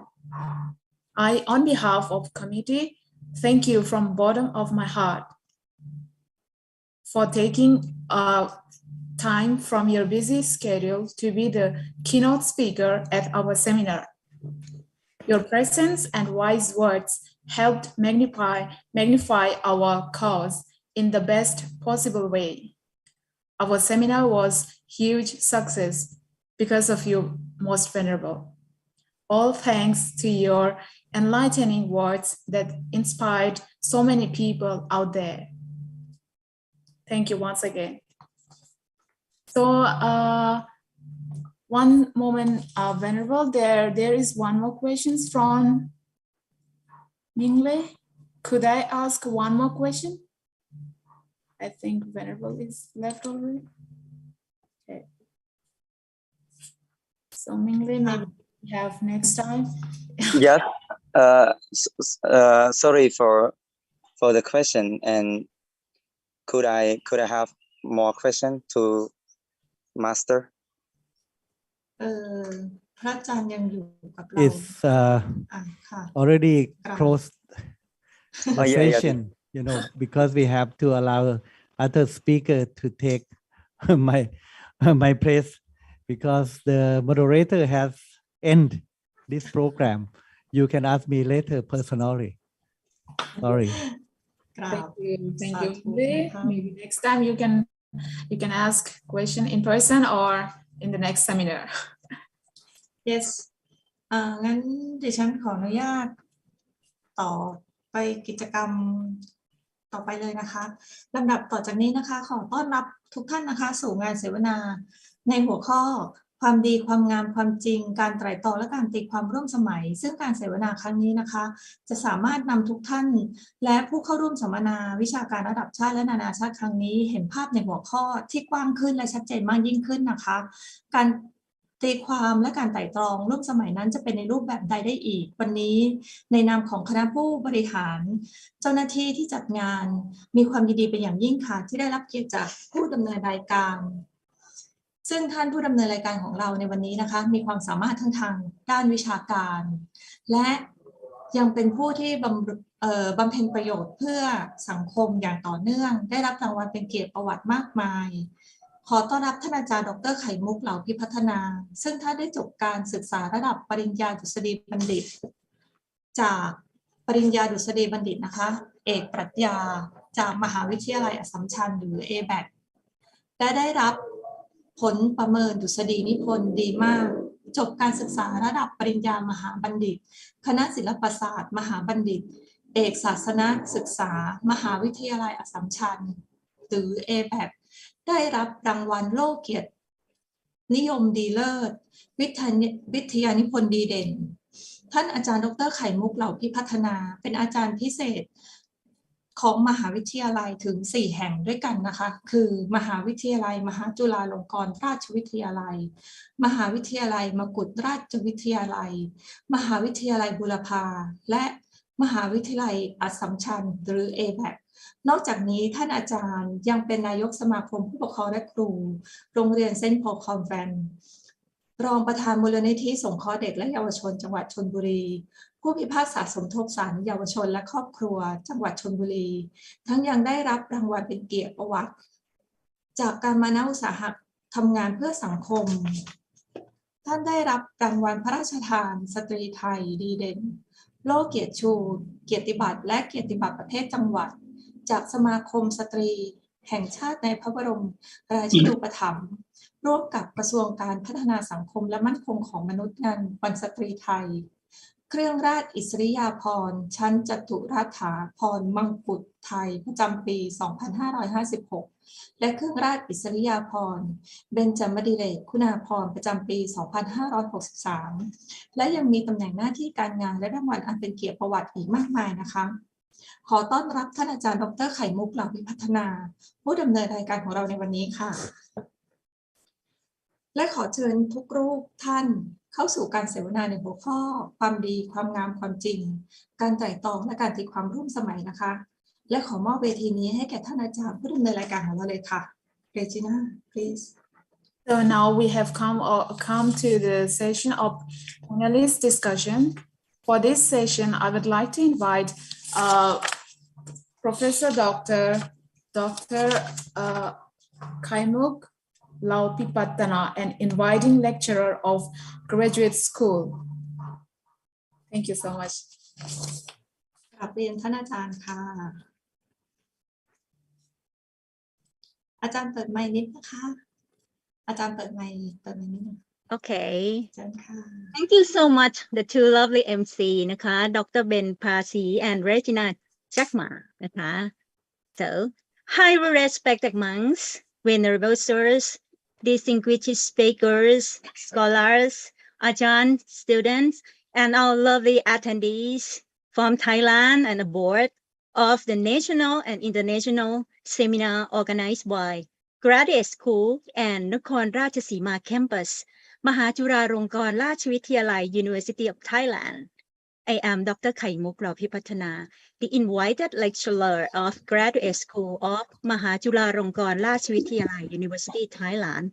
It's my honor to be a moderator of the afternoon session, and I would like to welcome all of you to the panel discussion on the main theme, Goodness, Beauty, and Truth, Contemporary Reflections and Interpretations. Significantly, we are all concerned about this topic in one way or another. We always ask and have been asked crucial questions in various dimensions of our life. What is good? What is bad? What is beautiful? What is not beautiful? What is true? What is not true? Okay, so whoever you are, whatever your role is in academic, career life, or other sphere of life, the sharing of thoughts, ideas, and experiences among the speakers and audience today will give us something special. Maybe new idea, fresh perspectives, a creative reflections that we can apply to our life, other life, and society at large. Okay, well, we are really lucky to have three erudite panelists to give insightful knowledge and share some wonderful experience with us today. Okay, I will tell you the name of the intellectual panelists first. Okay. The first one, Associate Professor Dr. Mark Tam Thai from Payap University, Thailand. Second one, Professor Dr. Asankha Tirakaratane from University of Colombo, Sri Lanka. The third one, Associate Professor Dr. Amir Yard from Aligarh Muslim University.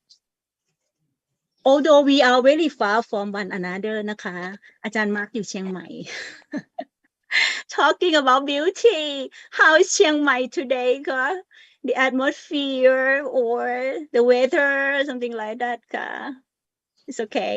อาจารย์มาร์ค still handsome. Yes. Okay. Everything is beautiful. Beautiful. Yes. Okay. You have very positive thinking. Okay, นะคะ Although we are very far from one another, Thailand, India, Pakistan, we are the same team and can work harmoniously on this warm and friendly seminar or webinar. Okay. Before we are going to learn new things from the panelists, okay, our intellectual and erudite, let me tell you the schedule and time frame for the panel session first. The three intellectual panelists will give us a talk, one by one, respectively, on the same theme, but from various perspectives and experience. Each one will talk about 35 to 30 minutes for each presentation.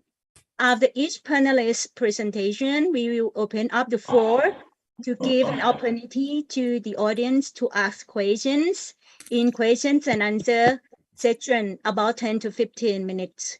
We do need a dialogue between the speakers and the audience. Questions from the audience make the panel dynamic and productive. Okay.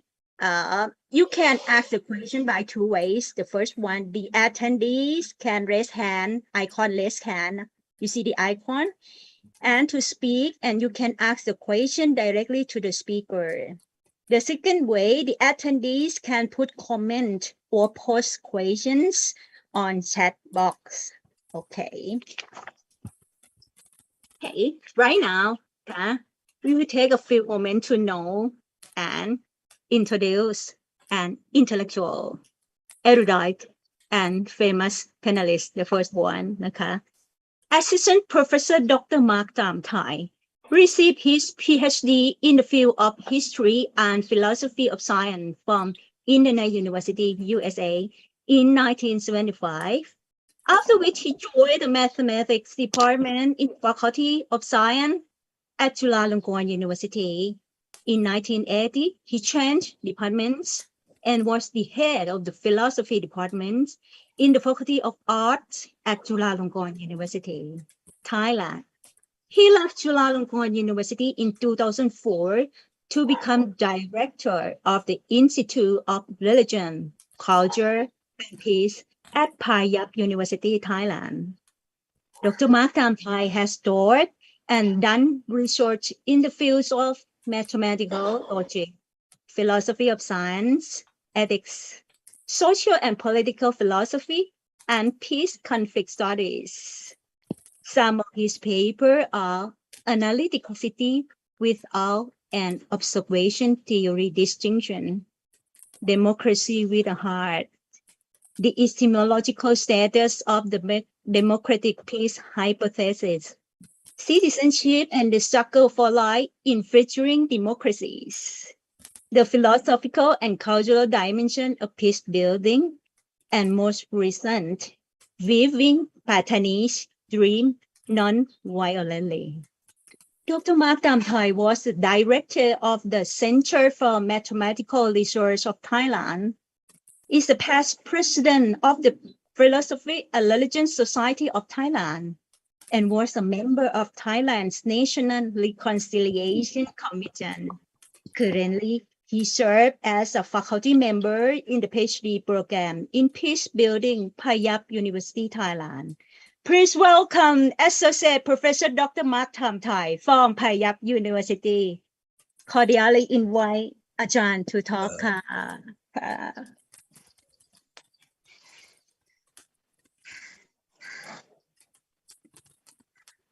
หมายความไงครับ Do I start now or what? Yes, you can start okay. now, Ajahn Mark. It's by Zoom very complicated. Okay. First of all, I need to say that the organizers, when they invited me, they said just plan for 20 minutes, not 35. So I will not take up too much time. Okay. Let me try to share the screen here.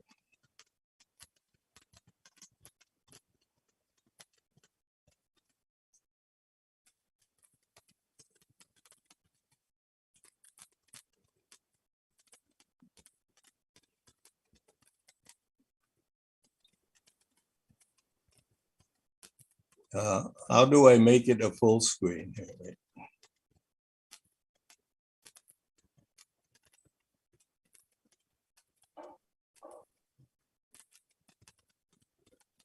You go to the first page and start slide the first page หน้าแรกค่ะ Right.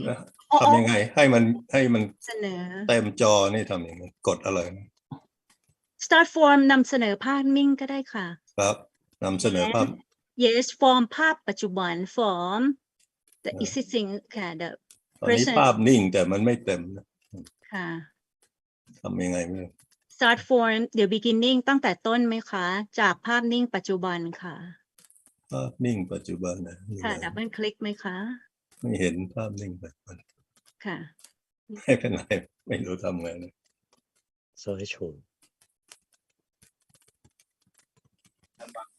ดู มุมมองหรือเปล่าหรือ มุมด้านล่างอาจารย์ด้านล่างด้านขวาที่มันเป็นเหมือนแก้วน้ำนะครับด้านขวาด้านล่างคือมันไม่เห็นเพราะว่าไอ้ตัวซูมมันบังหมด อ๋อ ผมเลยไม่รู้ทำไงเดี๋ยวนะ อันที่สองก็คือเรื่องของการสร้างเครื่องมือและการตรวจสอบ มันมีข้างบนเนี่ยไม่รู้มุมมองก็แบบรูปแบบหรือ มุมมองก็ได้อาจารย์คลิกไปที่มุมมอง ครับเปิดแล้วทำยังไง มุมมองก็นำเสนอภาพนิ่งไว้อาจารย์นะ การนำเสนอภาพนิ่งเนี่ยมันไม่ขึ้นเต็มจอเนี่ยผมเลยไม่รู้ ตามตัวแปรแฝงภายนอกของตัวคือโยนิโสมนสิการนะครับซึ่ง หรือไม่ต้อง You can press F5 เอาอย่างนี้ไหมไม่เป็นไร แบบนี้ก็ได้ค่ะ อันนี้ก็ได้อาจารย์อันนี้ก็ได้ผมชัดเจนชัดเจน I'm sorry I'm sorry, this is good as it is.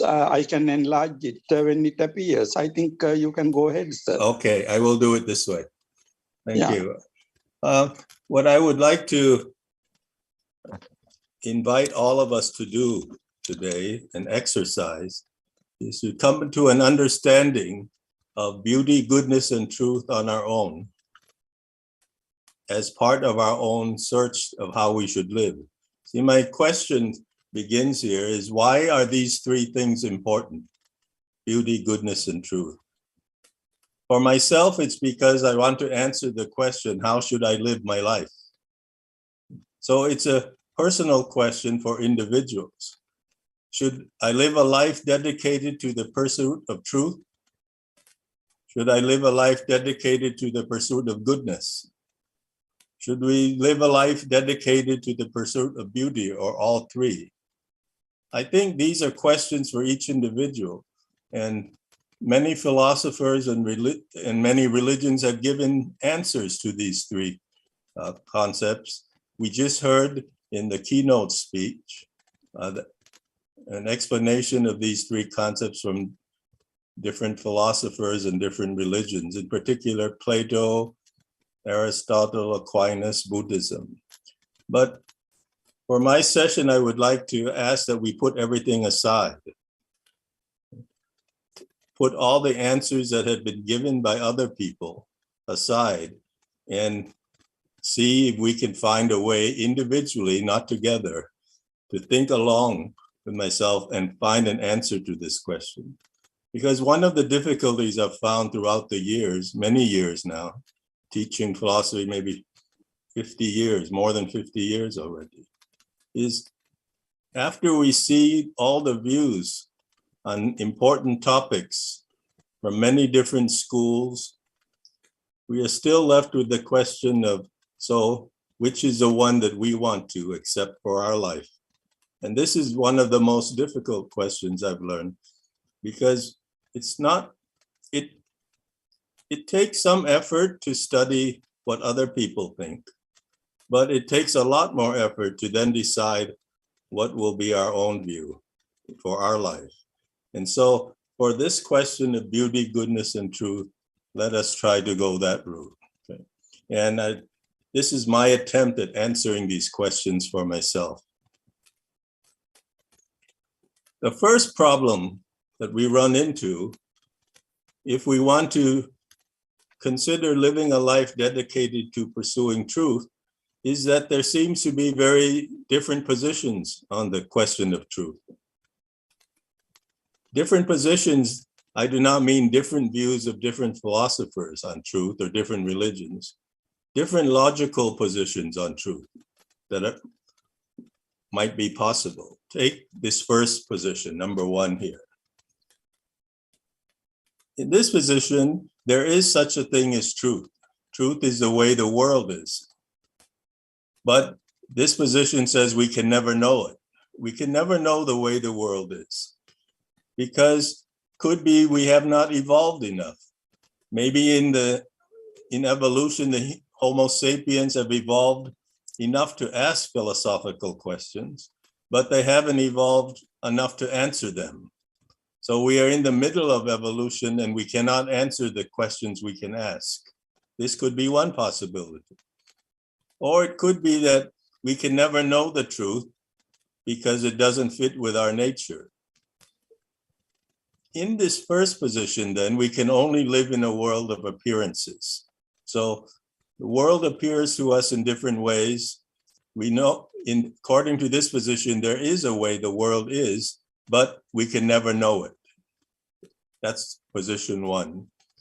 Position two says there is such a thing as truth, and it is the way the world is. But in this case, we cannot find it by ourselves, but we can know it. We can know it by either putting our minds and spirit in a state that receives the truth from a higher being or from the power of nature itself. So there is a world and there is truth, and the truth can come to us. We just have to be ready. It's like we are a bowl, and if the bowl is turned over and it rains, the bowl cannot catch any rain because it's turned over. But if the bowl turns itself around upright, then it can catch the rain. So in this position, humans could be put, if they know how to get ready, get their minds and their spirit ready, they could know the truth by receiving it from things that happen in nature or a higher being. So that is position two. Position three is that there is such a thing as truth, and we can find it by using methods that we discover ourselves and to refine these methods. This would be the scientific view. that there is a world out there and we can know what it is and we can find it by trying to make our methods better and better. Then position 4 is there is no world at all out there. There is no external world. So there's no truth about the world. Since there's no world, there is no way the world is and no truth about it. And what appears to us is the only reality. So we each exist in different worlds. We do not share any worlds. We are each in our own world that appears to us. Now, the difficulty here for me is that how can we know which of these possibilities is the case? It doesn't help too much. Some of these positions might correspond to the survey that the keynote speaker spoke about, the 1,000 or so philosophers. Correspondence theory of truth is closest to number 3. There is a truth. Truth is the way the world is correspondence theory. And then if you ask different philosophers, which do you think is the case? It doesn't really help me in determining how I should live my life to know that some 32% think this, 46% this. I have to decide for myself what position of these 4 positions should I accept in order to continue this search for how to live a life. But how do you evaluate each of these 4 positions? I cannot think of any way to evaluate them. We could be accepting one position while the situation is really another position. Because in evaluating these positions, we already have to have one of these positions. So it becomes a circularity. I see someone raise, is that raising their hand? I'm not sure. Dr. Kaimuka. Someone is raising their hand. What does that mean? I see someone listening is raising their hand. Do I stop or what? Can they not hear me or what? คุณเกรียงไกร So someone is raising hands. เนี่ยคุณเกรียงไกรครับ ใช่อุทาค่ะ แปลว่าอะไรครับให้ผมหยุดหรืออะไร ผมว่าตอนนี้ให้ดร.ตอบ อาจารย์บรรยายต่อดีกว่าค่ะกำลังดีสนุก ย มาก กมือผมเลยนึกว่าไม่มีใครได้ยินหรืออะไร คงทักทายไหมคะ ทราบแล้วครับสวัสดีครับถ้าทักทาย Okay. So the difficulty here is for me is there is no way of knowing which of these positions is the case because to know it, to evaluate them, you already have to have chosen one. So it's circular in a way. Because of this, I think truth cannot be the beginning point for our search of how to live our life. It must be reduced to something else because there's no way of finding out these 4 positions. And so what is it then to pursue true beliefs? And for me, I would suggest for myself that since we cannot find which of these positions, we cannot understand truth here, to reduce it, in my case, to goodness. So I would say that true beliefs are beliefs that are good to believe. I think this might correspond to some views in certain religions, that you believe something not because it corresponds to the world, but because in believing that you live a certain type of life. So it's good to believe, a good life. So true beliefs are beliefs that are good to believe, is what I would suggest here. We reduce truth to goodness in this case. Now, once we reduce truth to goodness, goodness is more fundamental than truth. We have a similar problem with understanding what it is to live a life pursuing goodness. See, we have these problems like goodness can be prescribed by a specific religion or culture. And everyone has that influence in their life. But since for every individual, like I think of myself, why do I believe that something is good? And lots of it can be explained by the religion I was brought up in, the people around me, my life experience. But all of these things are accidents of birth. I could have, suppose I understand goodness in a Christian way,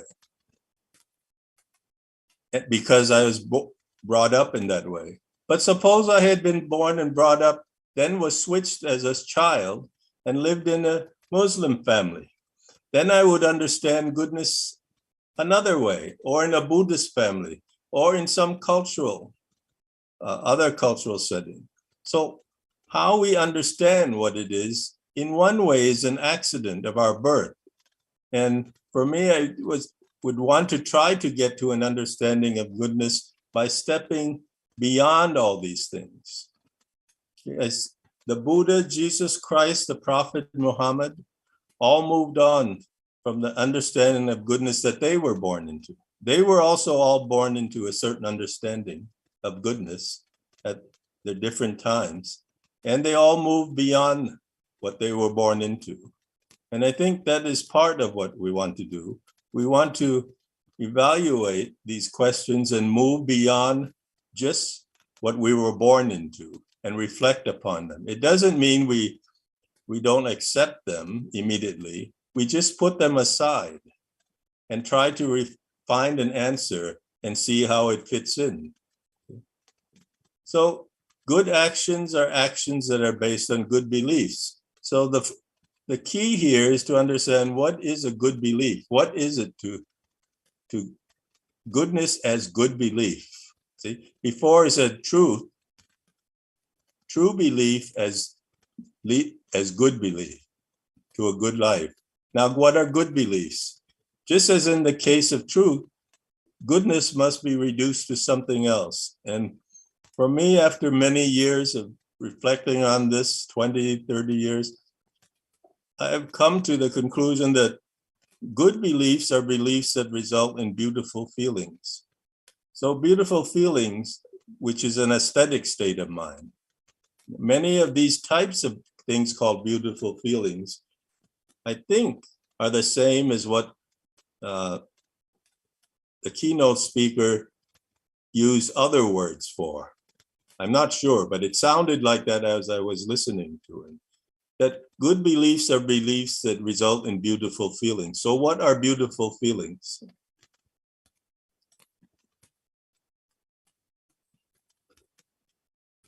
So to live a life dedicated to the pursuit of beauty, the pursuit of beautiful feelings, such as feelings that things are in place, harmony, mental calmness, a sense of perfection. Many of these words I heard just now in our keynote speaker. So I think it is in that line somehow, accidentally, using some of the same ways to explain beautiful feelings. My understanding of beauty and how we use this word beauty, we use it to describe many things. And we have to find out what is the commonality of the way we use this. For example, for those of you who are interested in sports, football or soccer has often been referred to as the beautiful game. Why do we call it the beautiful game? The passing, the teamwork among the players with a particular objective in mind, when it is done correctly, you see it, and we use the word so beautiful, the way the movement is happening. We use beauty also as a mathematician. I run across this usage often. We say the cold beauty of an elegant mathematical proof. See, when we prove a mathematical theorem, there are many ways to prove it. Oftentimes, we don't want the longest way. We want the shortest, most elegant way, and we call this beautiful. Bertrand Russell referred this as the cold beauty of mathematics. Very minimal, but every line with the conclusion, with the perfect rule, and then you get something called an elegant, beautiful proof. We don't want to prove something that takes 5 lines and prove it in 2 pages. We can also do that, but then it's called excessive. And somehow being too much is not beautiful. So being the minimalist that is necessary, we call beauty. Beauty is the minimalist. Or we use the word beauty for the calm beauty of nature, calmness. All these ways of using beauty, in my understanding, when I actually try to come down to the most basic view of why do I think this action is a better action than this other action? And then I think, how do I feel when I act that way? If I act a certain way, do I feel at peace? Do I feel that things are in place? Do I feel that that type of action brings about a sense of calmness in me? Or if I do something, could that action be very disrupting, causes me to be tense and to be concerned? Then I would say it's not the type of action that is called good action. So the things that explain good action are beautiful feelings, according to this, my understanding of beautiful feelings. So for me at this moment of my life, I would say the following. Truth is based on goodness, and goodness is based on beauty. So beauty is the most fundamental. So contrary, I would not go with Plato. I would not agree with Plato that of the 3 things, goodness is at the top. I would put beauty at the top, because without a sense of beauty, we won't know what is good. We can not think and believe what is good, what is taught us by certain people, philosophers, or religious leaders, but that would not be we ourselves finding what is good. To find us what is good, we need to have a way to measure our feelings. And all these ways of saying what is good, when we are, is an aesthetic state of mind that we are in. So in that sense, truth would be the least. It is, for me, is not a triangle. It is actually a hierarchy depending on our ability to understand. We cannot understand truth by itself for the reasons I said. We don't know if there's a world even out there. I don't even know if you are there listening to me. But all I know is that things appear to me. Computer screens appear to me. In a classroom, my students appear to me. If I don't know what is there, the world is probably not the way it seems. Then truth is a very difficult thing to start with as a foundation for how to live your life. So it's the most problematic. Goodness is a little better, so we can use goodness to explain truth.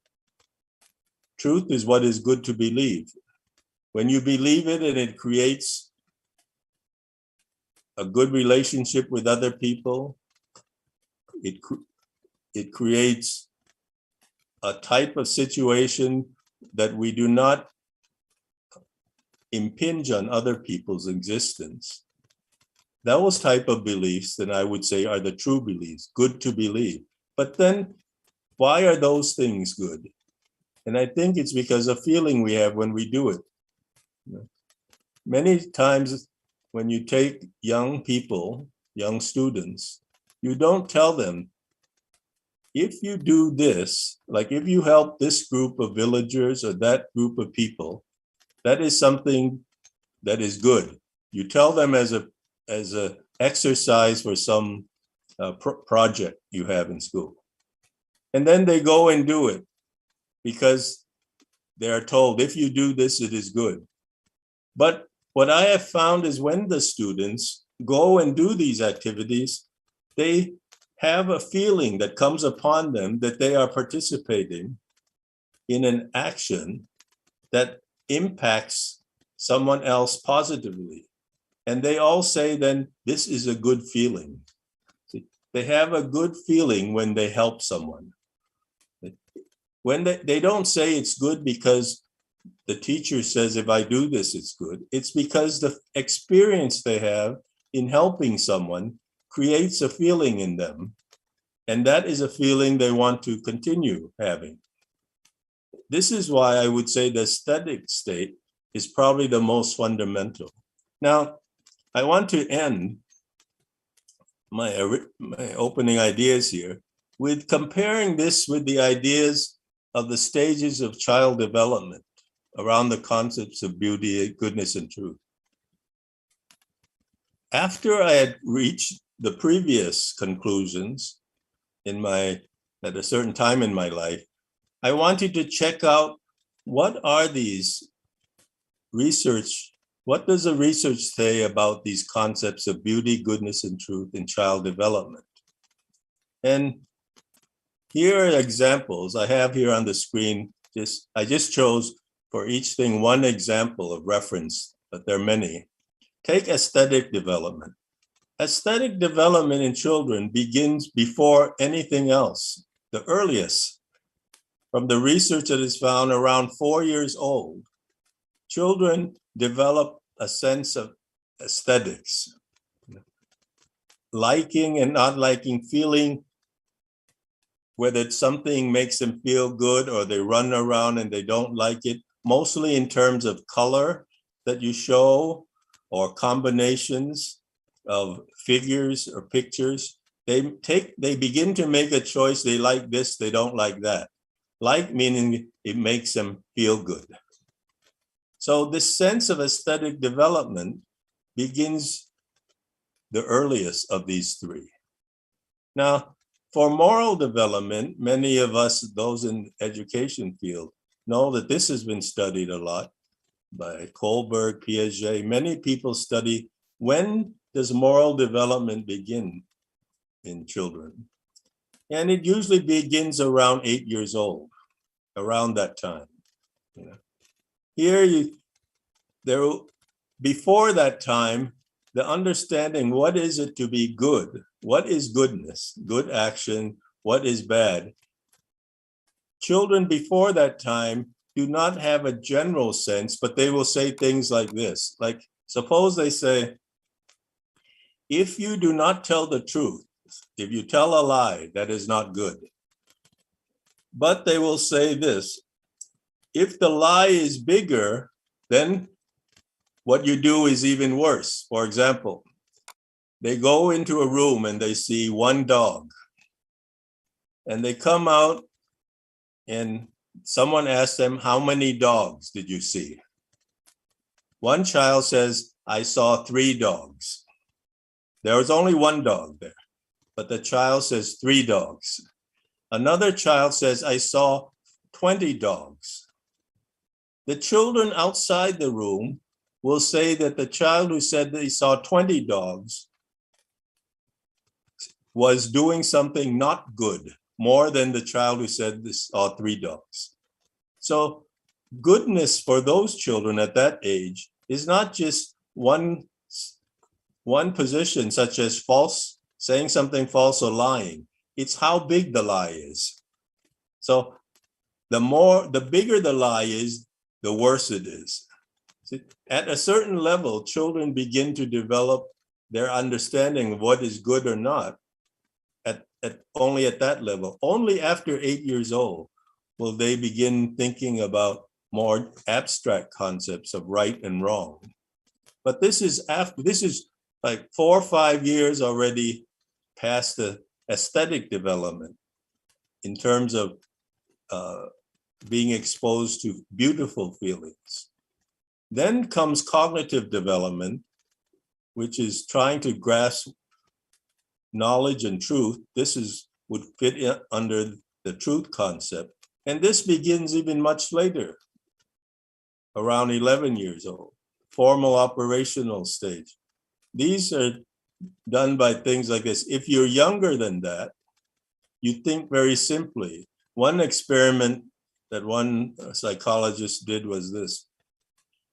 If you're younger, around 9 or 10, he asked children at 9 or 10, if you had a third eye. They all know we have 2 eyes. So they asked, if you had a third eye and you could choose where would you put the third eye? And the majority of all the children said they would put the third eye in their forehead, right above the other two eyes, because they think, oh, eyes must be around here, so that another eye should be nearby on the third eye. They do not think in terms of what is the use of having things like an eye. What do you do with an eye? As soon as people got to be older than 12, the answers the psychologists got were very different. Some of them would say, I would put my third eye on my hand, like on this part of the hand or something. And then they will explain, because if I can't see around the corner, I use my hand. I put my hand around the corner and my third eye will see what is happening there because I can't move there. So it's a way of thinking, cognitive development, that is more abstract as to what can you do and what is true about things. Now, why did I mention these three things here in this last slide? It's because if we are trying to understand how to live our life, we usually, like right now, suppose everyone in the room or something, we are much older than when we were children. We have already passed all these stages, and we want to determine, should we dedicate our life to truth, goodness, beauty, or maybe some other thing, like driving big cars or something. But we're talking about these three notions, beauty, goodness, and truth. In trying to decide which one, it doesn't, besides the logical explanation I was trying to explain, it isn't surprising that certain stages that developed first would have to be used as a foundation for the next stage. So aesthetic development is developed first. So children already have a sense of how they feel. Does it make you feel good or bad or sad? And the colors, what color? We have all those aesthetic states. And then you develop to the age where you start having doing moral development.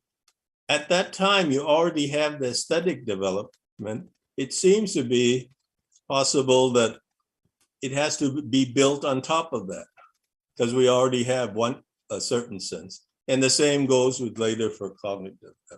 So I just wanted, I'm ending my presentation now, but I just wanted to share another way of interpreting these three concepts as, in a way, not of thinking what others have said about them, but in how we can develop a relationship between these three in order to answer the most basic question, is how do we live our life? So for now, I will end now. Thank you.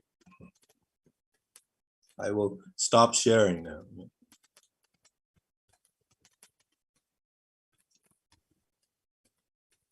Thank you so much, Associate Professor Dr. Mark Damthai. I would like to tell you that your presentation is really good, beautiful, and true. And I just learned that beautiful come first. สวยมาก่อนใช่ไหมคะ Thank you so much. I think that we found many philosophical points and for philosophical students to delve into or to study further many things about aesthetics, ethical, and aesthetic, moral, and cognitive. So beautiful ค่ะ so beautiful talk ค่ะ so during this time I think many attendees may want to ask questions to อาจารย์มาร์กนะคะ you can leave the questions on chat box or raise your hand to ask question to him personally. Can I speak directly to อาจารย์มาร์ก อุ๊ยอาจารย์สมภารสวัสดีค่ะกราบเจ้าค่ะ Ajahn Mark, your presentation is very impressive. It caused some feeling inside me, and I do not want to tell you what it caused my feeling. But at the same time, it raised some very serious question in my mind. Suppose I think like you, what should be the reason to study the traditional theory of truth and so on? Okay. Yeah. Thank you. Nice to see you again, Ajahn. Haven't seen you for a long time. Yeah. That's a fundamental question for educators, for people who teach philosophy. Yeah. But I think throughout these years, when I've thought about that, for me, it's something different. I think it's important to study these other theories in order not to make the same mistakes. So the reason for studying them is that we can help ourselves in our own search by two ways. First, we get some ideas from them, of course, because we don't even know where ideas come from. The ideas I shared just now, come from many years of doing many things. I don't know which influenced me, which didn't influence. It doesn't really matter, but I know it comes from others. It just doesn't come from me. It comes from many things. It comes from my student, maybe it came from talking to you 30 years ago. I don't know. It could come from many things. But besides a source of ideas, I think studying things helps us not to make the mistakes those other ideas made. Because if you study just other ideas, typical theories of epistemology or aesthetics, it doesn't help us. We must also study the debates between the different views. Like just now we heard from the keynote speaker, some topics is split. 33% believe this, 33 that, 33 that. It's all different. That doesn't help to know they're different. What is more helpful is to be familiar with their reasons and their debates, and then we cannot make some mistakes maybe. It's about learning. We study others to learn what not to do, not only to learn what to believe, what not to believe also.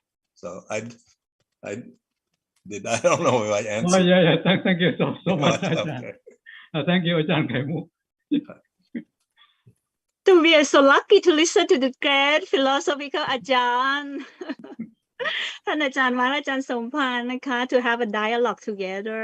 So it's so beautiful. Right now, I will use this word oftenly. Beautiful. Okay. Yeah.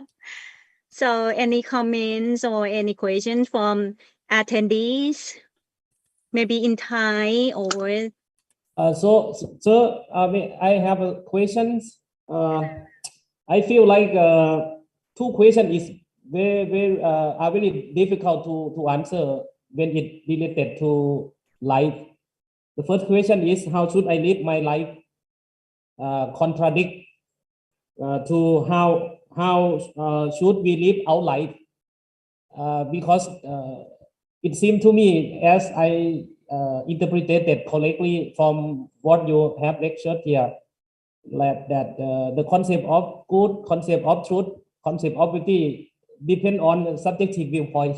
So if it's like that, how can we find the common ground in our society in the contemporary world?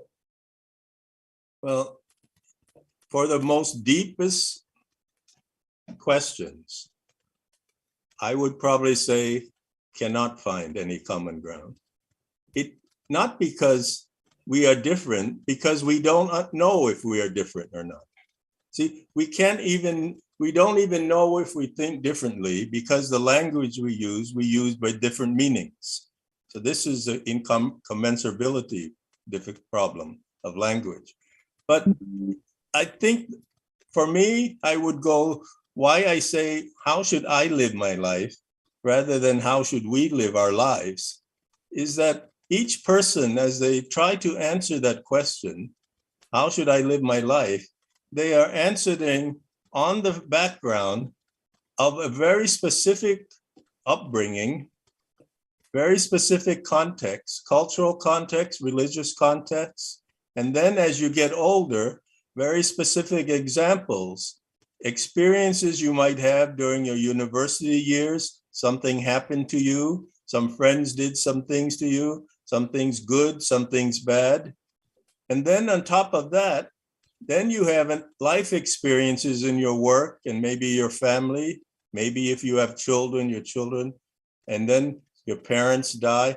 You see, all of these things are very different for every individual. And because they're different, all these feelings are different that we have as individuals. We don't have the same, like, let's say, I gave you an example of beauty when I was working in mathematics and had to prove many theorems. And certain theorems are more, I use the word more beautiful than others. But if another person, a friend of mine, did not come out of that field, and their field was in some other field, let's say archaeology and digging up old, finding old buildings, their experiences of these feelings are different. So I think we do not have a shared bank account of feelings. See, our bank account of feelings we have developed over our life are different, everyone. And so we cannot really find that type of common. So if you try to convince someone else that the life that we should live is this, and we say this way, 1, 2, 3. If they have not shared the same experiences, they won't understand us. In fact, they might even disagree and say, oh no, that's crazy or something. If they happen to have shared many overlapping, then we get some commonality and we have dialogue, deeper dialogue, because we can talk about things we each share. But I don't think that it's possible to have a society-wide commonality of shared experiences. And so living together peacefully and well needs to be based, I think, on something else. We cannot assume that we all have lived the same life and we have shared different good things, bad things, and they mean different things to us. And so I think commonality needs to be found at not such a deep level, maybe at a little higher, not so deep, a level a little closer to the ground where we can maybe find some meta experiences together. Yeah. Thank you, sir.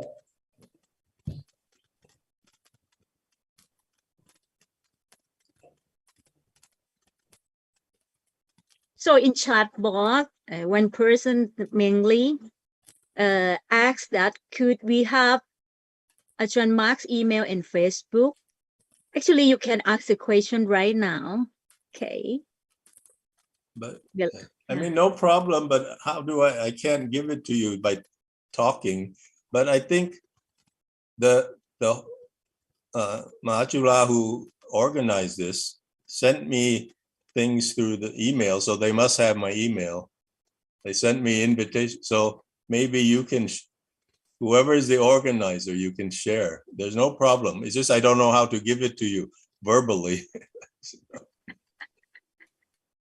Because your talk is very interesting. Yeah. Okay. So any comments or any questions? You can ask any questions. Ajahn Mike is so kind, so gentle. You still the same. Didn't change at all. Who are you talking to me? Yes, Oh, I'm talking okay. to you. You still handsome, good looking and kind. Okay. So any questions, any comments? Yes, sir. I have a question. Okay, please. Yeah. Let me prepare myself first.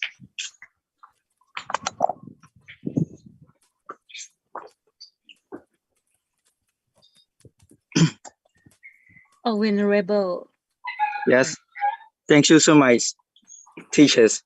And my question that after we develop and our understanding through the philosophical teaching, how could we understand the feelings of love and unconditional love which is appear in our heart, sir? Well, if we are talking about the same thing, this unconditional feeling of love, let's assume we are.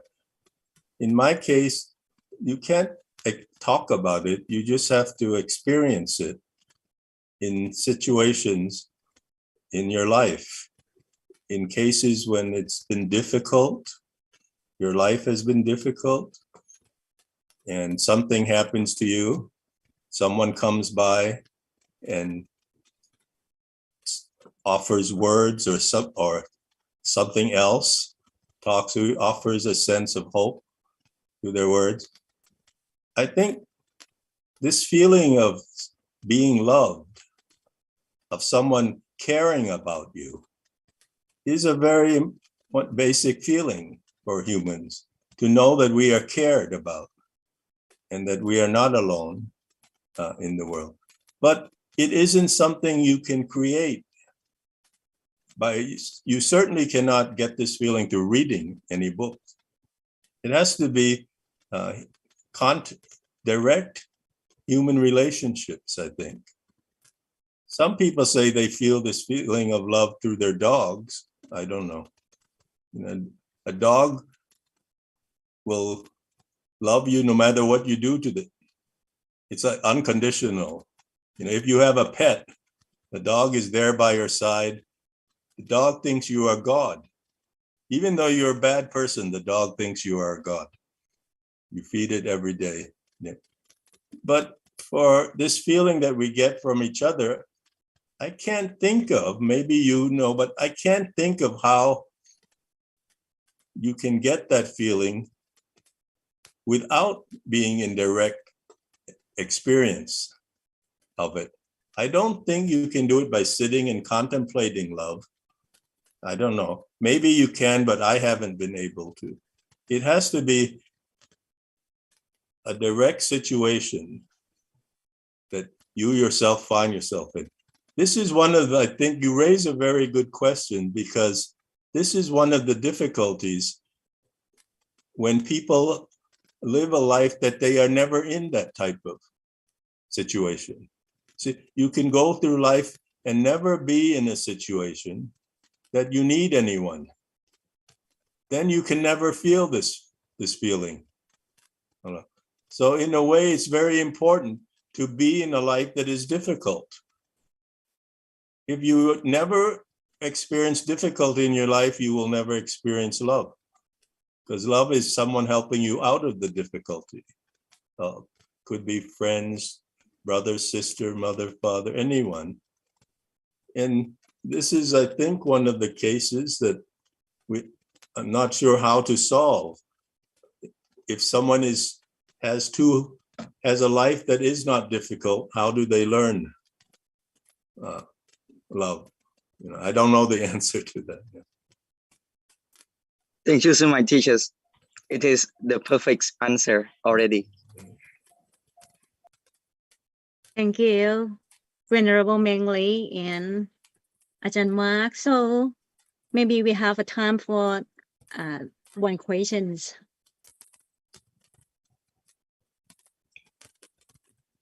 Any questions?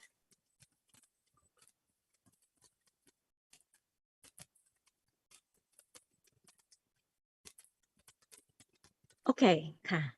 So Ajahn Mark, so you want to leave something or little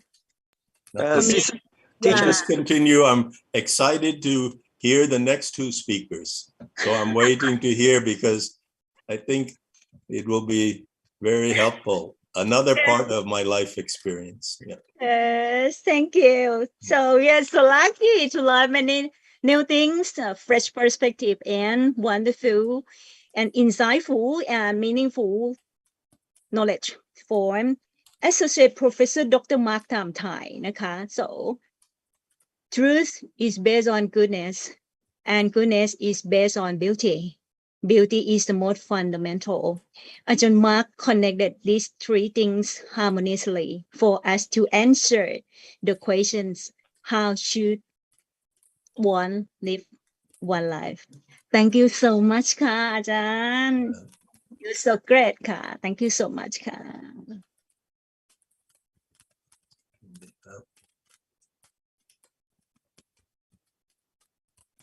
So the next พระอาจารย์พรชัย Can I introduce the next panelist? Yes, proceed. Please proceed to the next speaker.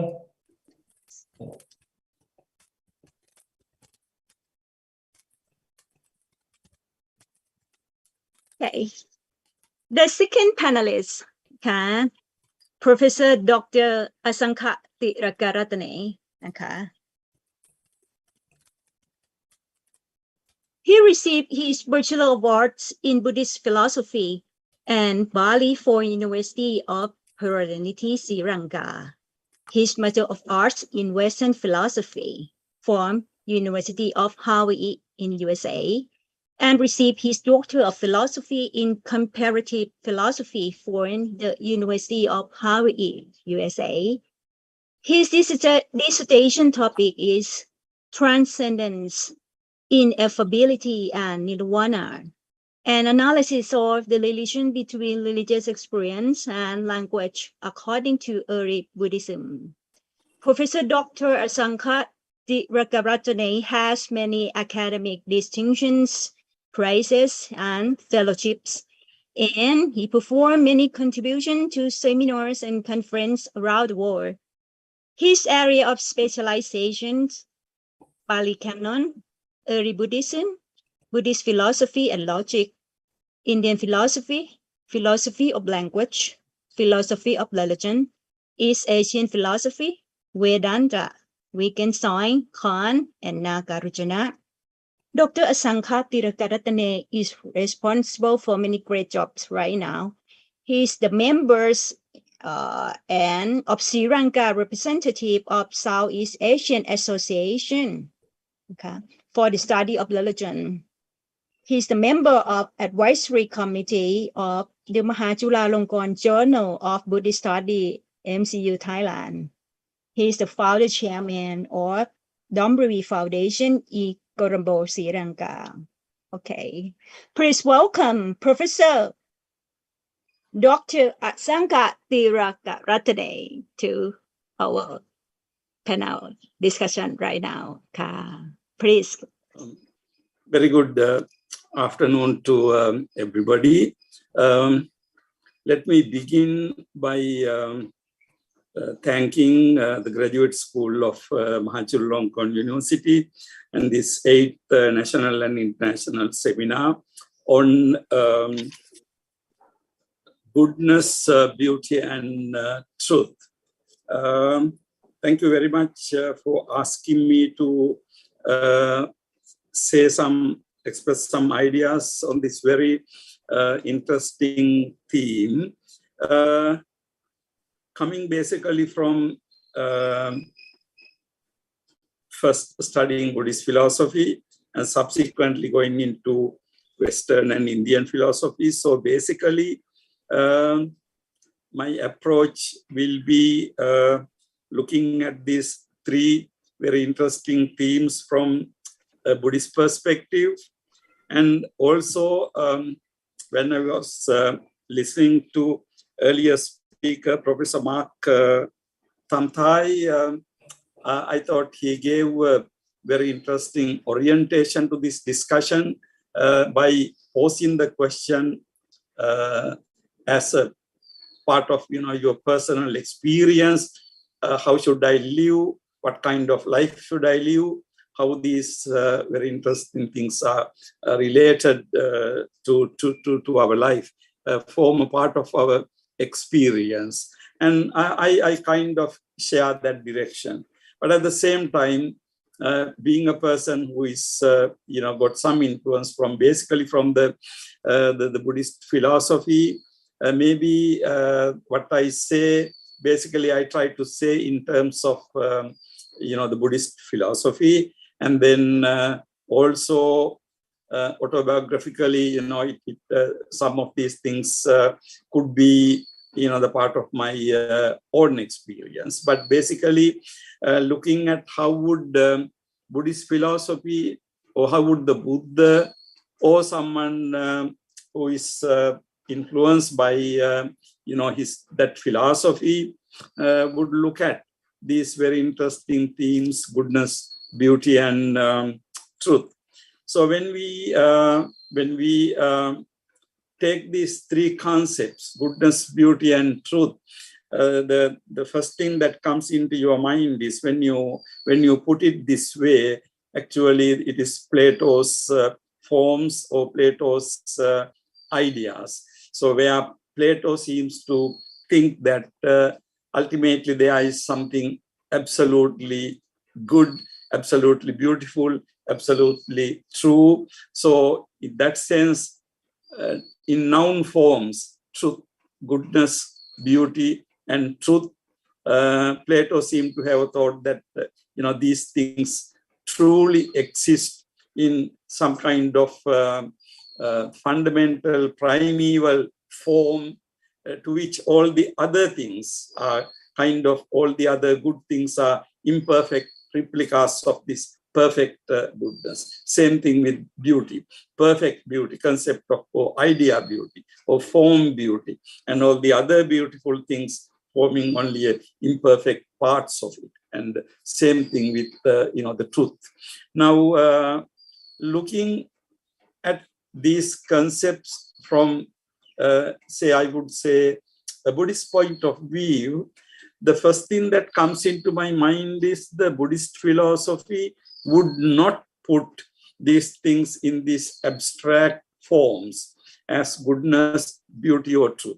And also when I reflect on Buddhist philosophy, I can see that the questions have not been raised in this manner. So what is goodness, or what is beauty, or what is truth? The questions have not been raised in this manner. So that is the first thing that comes into my mind. To elaborate on it a little bit, the Buddhism doesn't seem to be interested in knowing what goodness in absolute sense, what goodness, beauty in absolute sense, or truth in absolute sense. Or Buddhism doesn't seem to believe that these things really exist. Of course, they can exist as concepts or ideas in human mind, but once, say, in a situation where all human minds go on, then there will not be goodness, beauty, or truth, according to Buddhist thinking. But Plato seems to be thinking otherwise. These things are independent of human thinking, human existence. These things do exist. But so Buddhism does not put the question in that. I think this also is very important in understanding the Buddhist approach to these things, and in understanding also this in our life. I again like to be associated with the previous speaker, Professor Mark Tamthai, because ultimately I could say that Buddhism will not be looking at goodness, beauty, or truth, but Buddhism will be looking at good things, beautiful things, and truthful things. Or Buddhism would be looking at goodness in concrete situations, goodness in concrete human beings or concrete beings, and not beauty, but beautiful things, beautiful actions, and beautiful people, and not really truth, but truthful situations we face in our life, and being truthful to ourselves. So things like that. So the first observation is, so from a Buddhist point of view, Buddhism will not be looking at these abstract things, but more in a concrete manner, how these things are manifested particularly in human experience. Now, having said this, when we look at these three concepts, goodness, beauty, and truth, how would Buddhist perspective, how could we develop a Buddhist perspective of these things? Now, when I think about this, one of the very fundamental observations found in Buddhism about human nature comes into my mind. Let me say that in Pali language, as it happens in the original discourses, the terms are Sukha, Kama, Dukkha, Patikula. Satta, Sukha, Kama, Dukkha, Patikula.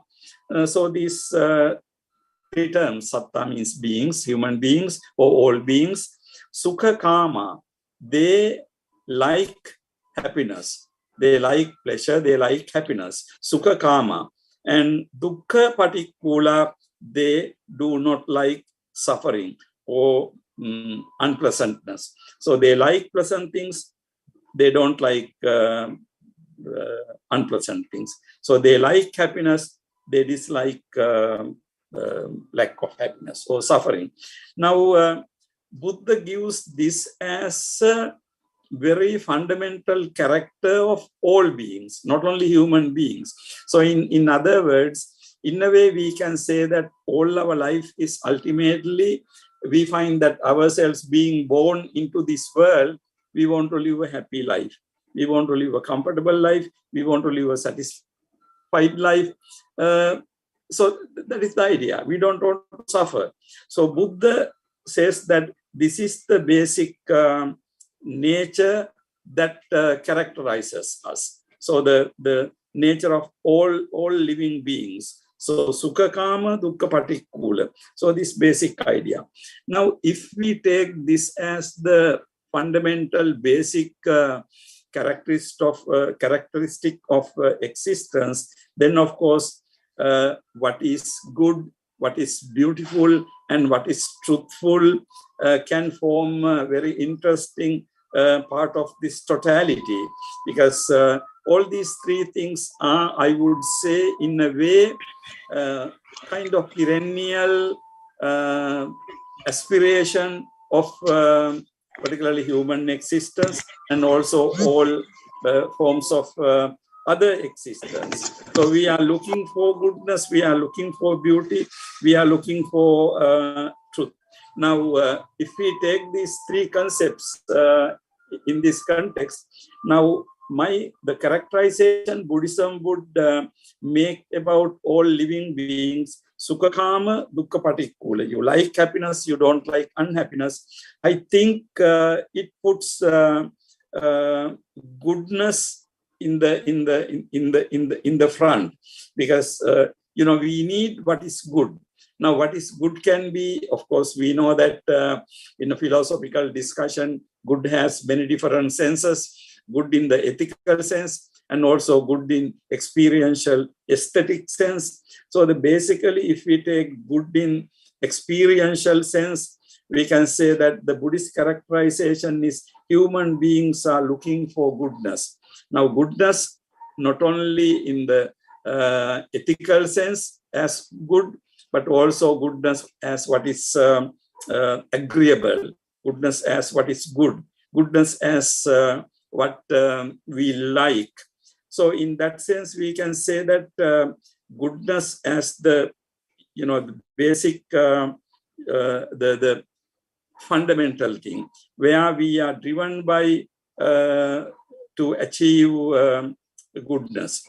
So now, when we look at if we want to get a clue to this, we look at the Buddha's own life. Life of Prince Siddhartha. Now we know that we are told that Prince Siddhartha was born into a royal family, and he had all the material luxuries around him.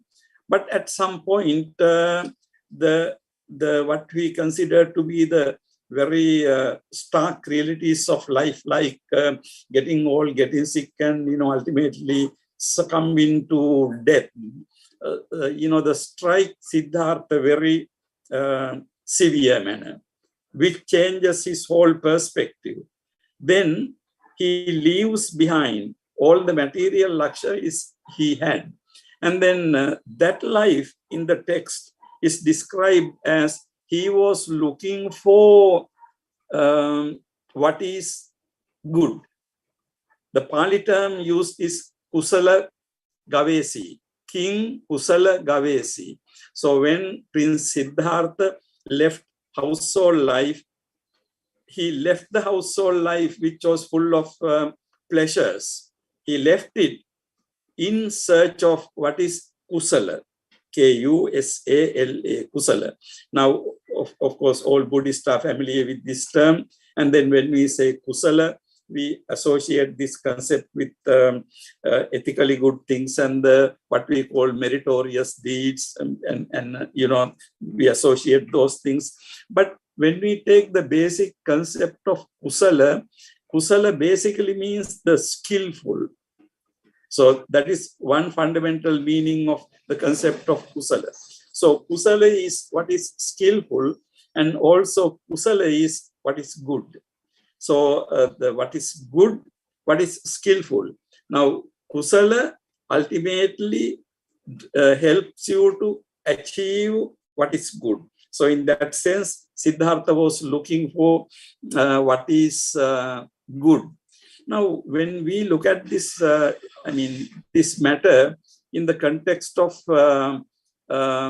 Indian philosophical context, we know that as it was in Plato, the truth was one of the main concerns in Indian philosophy in general. And also in Buddhist philosophy, truth plays a very important thing. But Siddhartha did not leave in order to discover truth. Siddhartha left his household life. His mission was to discover what is good, what is kusala, what is skillful. So, basically, the term is used in order to indicate, what is basically good. Now, that was the Siddhartha's mission. When we look at his own life, we can see that ultimately he experimented with various things, and he finally realized Buddhahood. To make it very long story short. And when it came to the very first occasion for him to teach, tell world what he achieved, we know that story. He finally went into his erstwhile 5 core practitioners with whom he used to practice. But at some point, they thought that Siddhartha lost the way and so left him. But Buddha, having realized, having achieved enlightenment in our language, Buddhahood, he went to see these people. Now, according to the text, the first expression he used was amatang adhigatang. So this again Pali language. I'm sorry for piling up Pali for you, but I think I need to use this term. Amatang. So amata means amruta. Amata means deathlessness. Amatang adhigatang means I achieved deathlessness. Now this summarizes the whole existential issue Siddhartha was after, and having achieved enlightenment, he summarized the whole thing to these 5 early friends, amatang adhigatang. I realized the deathlessness. Now, when you look at the teaching of the Buddha, you can see something very interesting. Religiously speaking, in most of the religions in the world, including the religion in the ancient India in various forms, and also subsequent religions in the world, take the death as the real problem, real threat. And then as the answer to that question, they always posit a situation or state an existence in which you do not have any further death. So this is the idea. So the deathlessness means you don't die anymore. Now you don't die anymore means you will be living happily ever after. Ever after means ever after. You will never die. So this was the solution found in many religions, you know, the before and after the Buddha. Now it's very interesting when you look at the teaching of the Buddha, you see that nirvana as the final thing is not a situation where you live happily ever after. No, it is totally counter-intuitive type of the situation where actually deathlessness as understood not as a state where you don't die anymore, but as a psychological mental state and experience in which death is not death for you anymore. I think that is the idea. Now, when you take this as the crux of the experience, and please remember that I am not pretending that I have any experiential aspect of this, but I'm just trying to make sense out of the teaching. But of course, it does have certain implications. So the death is not a death for you any longer. So death is not a threat for you any longer. So you have conquered death means ultimately you are living a life without really being scared of the death. So your life can be peaceful, calm, quiet, and happy. So anyway, this is behind this there is a lot of psychology which I don't want to go into at this occasion. But basically now when you take this deathlessness as the ultimate goal and experience in which actually the goodness was conceived from that perspective. So we can say that what is the goodness? We don't ask that question, but we can ask the question, who are the good people? Who are the good people?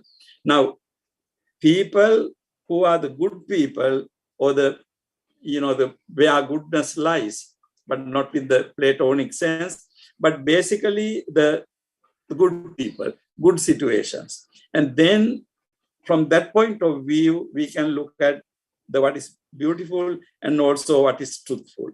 Now, particularly the concept of truth in Buddhism, we know that one of the fundamental teachings of Buddhism is again the Four Noble Truths. Four Noble Truths. Now, these Four Noble Truths are really the truths that indicate the nature of reality. So what is meant by truth was that. Now, where Buddha talks about the perennial character of existence in the world or human existence. Now, for example, Buddha talks about dukkha, which is translated into English as suffering, although not a very successful translation in all instances. So the suffering or dukkha, and how dukkha arises, and then how dukkha ceases, and the path leading to the cessation of suffering. These four are considered to be true things. Why do these things are called true things? Four noble truths.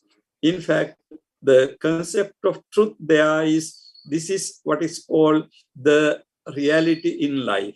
Unsatisfactoriness is the reality in life.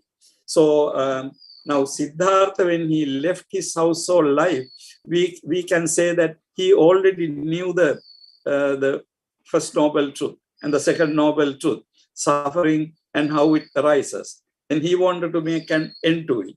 Now that was the journey. Okay, so the concept of truth is again truth to be something real and existing in life.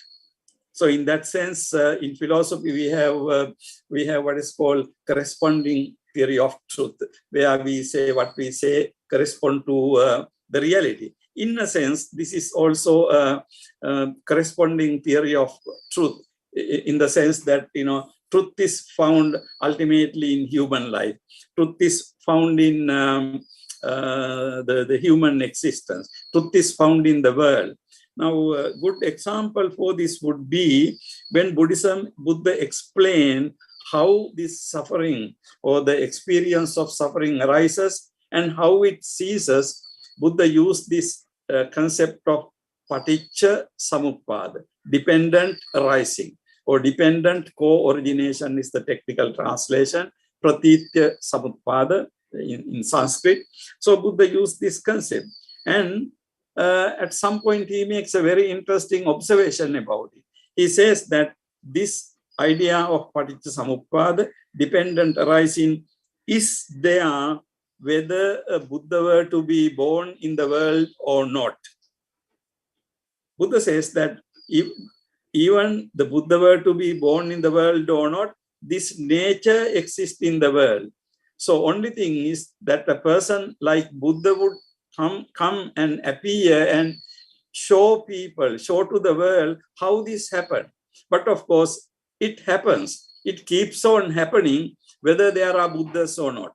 In other words, the nature of the reality, nature of the human existence is there.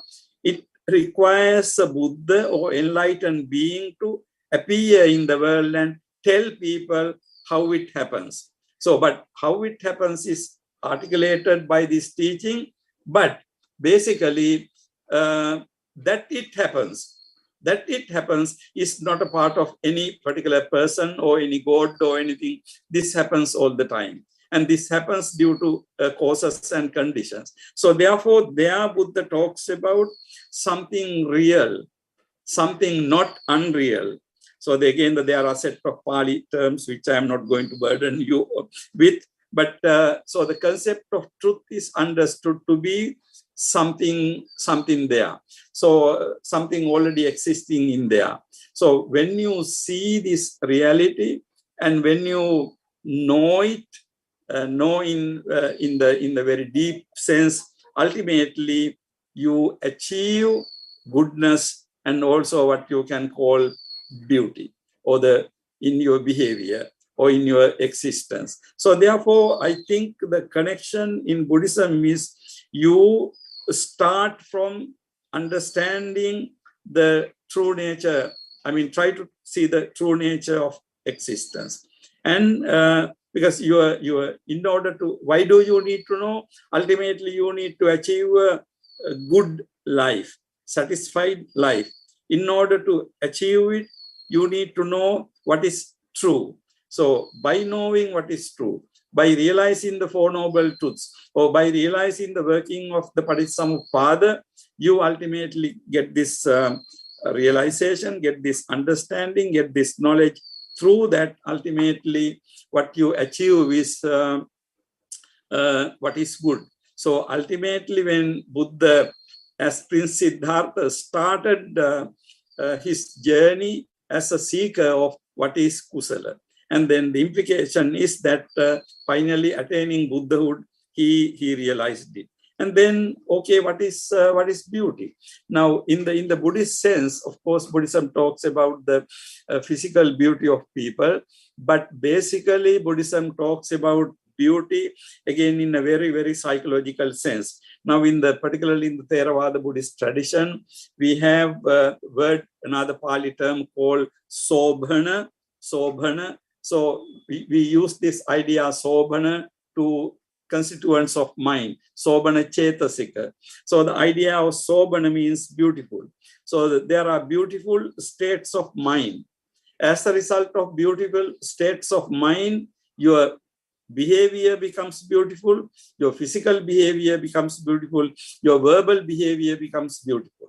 Okay, so now you can see how the goodness, beauty, and truth are interconnected in the Buddhist tradition as a part of your living experience. So ultimately, we can say Buddha is a person who embodies goodness, or Arhant is a person who realized Nirvana is a person who is a good person, ultimately good person. Now his behavior, his words, his actions are what we call beautiful actions. So the truth and the knowledge of truth ultimately lead into what is good and what is beautiful. Now, in these words, I may summarize the basic Buddhist position. Of course, this is very much open for discussion for us. But basically, so my approach was to look how would Buddhism look at these things. So ultimately, Buddhism will not look at these things as Platonic archetype forms or ideas which exist independently of human existence. But Buddhism would look at these things as exemplifying human existence or the existence in general. So being good, being beautiful, and being truthful are all part of a overall scheme of life, which ultimately aims at reducing our suffering and maximizing happiness, which is, as I referred to earlier, Sukha, Kama, Dukkha, Patikkula. So as human beings, that is what we try to achieve. I think I should stop at that point, and then I would like to open the floor for discussion. Thank you very much.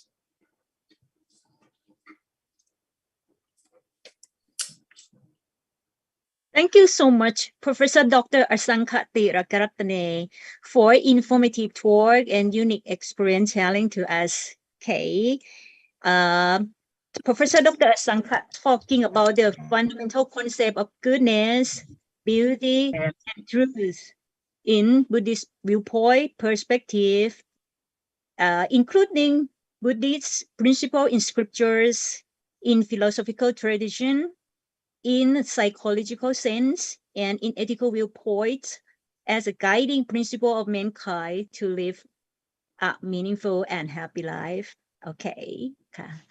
So right now, any questions from the attendees or any comments, please?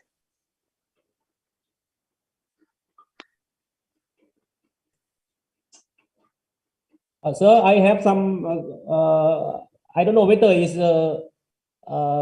proper understanding or misunderstanding, but just listen. As we are trained in Buddhist tradition as a Buddhist monks, I also sometimes feel uncertain about when it comes to good or bad. But it's quite clear, something come to my mind today after listening to your lecture, is that instead of asking how can I know good, we should have asked how can I know good person? Because you just said that Lord Buddha may not prefer to find the definition of good. I feel like that. Okay. If so, good in this sense is like the quality of something, quality of thing, or is act as an adjective to extend now, something like good people, good monk, good house, or beautiful house, beautiful architecture, something like that.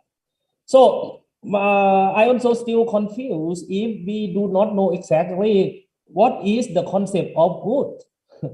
To be able to know good people, I think we have to refer to Plato earlier.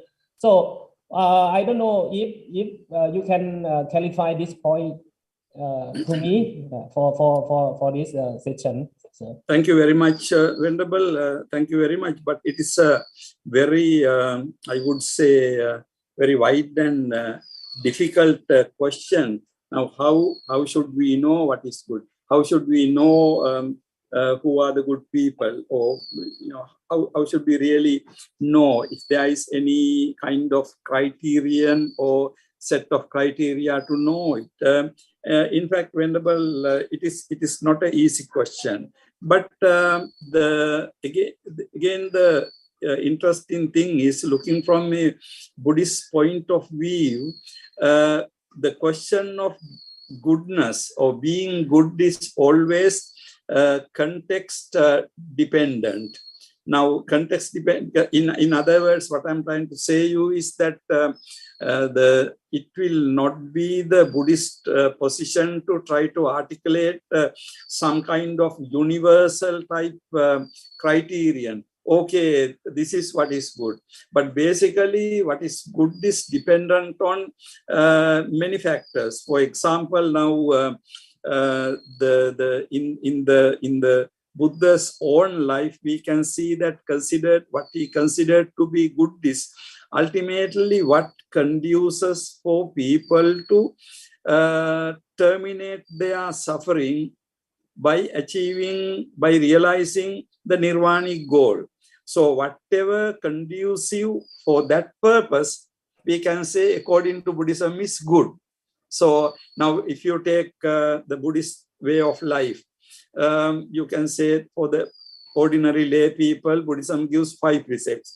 For the Buddhist monks and nuns, there is more than 200 the minor and major rules. Now these are supposed to be good or virtues. Now why do these things are called good or virtues? Actually, we can answer that question fairly well with reference to the ultimate goal. Now all the Vinaya rules are relevant to the ultimate goal. Now in that sense, those rules are good. Now, for example, if you are not taking part in that ultimate goal, then you can say those things are not applicable to you, right? So, but simply if you take the Buddhist monastic Vinaya is good, sila or virtue, necessarily good because it conduces to the ultimate goal. Now, if you take much simpler things like 5 precepts for the ordinary people, why killing is bad? Why stealing is bad? I mean, there we can see that killing is bad because you love your life so much. So from that perspective, all the others must be loving their own life so much. So depriving that is not good. In that manner, I would say that we don't have a universal criterion, but dependent on the context, depending on the purpose, we can say these things are good, these things are bad. However, Buddhism would say that whatever that is good for the person who is doing, good for the recipient, and good for both is a good thing. So as you know, even perhaps better than me, there are certain guidelines, criteria given. Now, ultimately, you are the doer, other person is the recipient, but if something is good for both the doer and the recipient, we can say that is good. And ultimately, we can say that from a Buddhist point of view, getting rid of samsara, whatever that is applicable for that goal is good. So, Venerable, my answer, I know that very sketchy and incomplete, but that is because one reason is, according to Buddhism, we cannot really come up with one absolute criteria. Okay. Thank you, sir. Thank you. Could I have a question, Master? Sure, go ahead. How do we improve and expect of skillful Master? Say it again. How to improve and expect of skillful Master? It means that how do we improve the skillful thing, the skillful action? Okay. Now again, the concept of kusala, presented in Buddhism is considered to be a unique concept. Now, when I say unique, if you look at the traditional, the Indian religious and philosophical traditions, we had the concept of punya and papa. Punya and papa, good things and bad things. However, kusala is something different. Of course, there are situations where punya and papa and kusala and akusala coincide, come together. But basically, kusala and akusala are 2 different things, where kusala basically is defined with reference to our states of our mind. So according to Buddhist standard explanation, ordinary human mind is beset with what we call the craving or attachment or anger or aversion and the delusion. The traditional terms we use, as you know, are lobha, dosha, moha, or raga, dosha, moha. Now, whatever the behavior, mental behavior, verbal behavior, physical behavior characterized by these three things is considered to be akusala.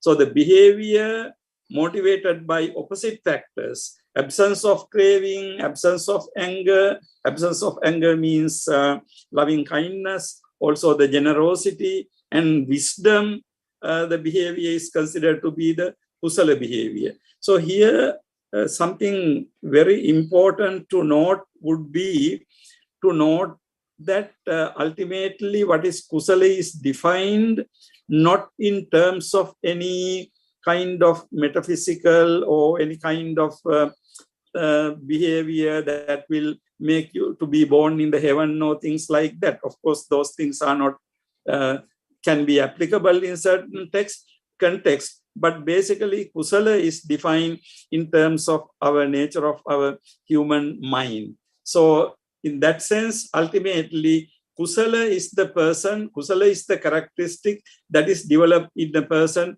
when that person achieves realization of nirvana. It's very interesting, Venerable. In the Buddhist tradition, we say that when you become an arahant, you do not have any concern for punya and papa, right?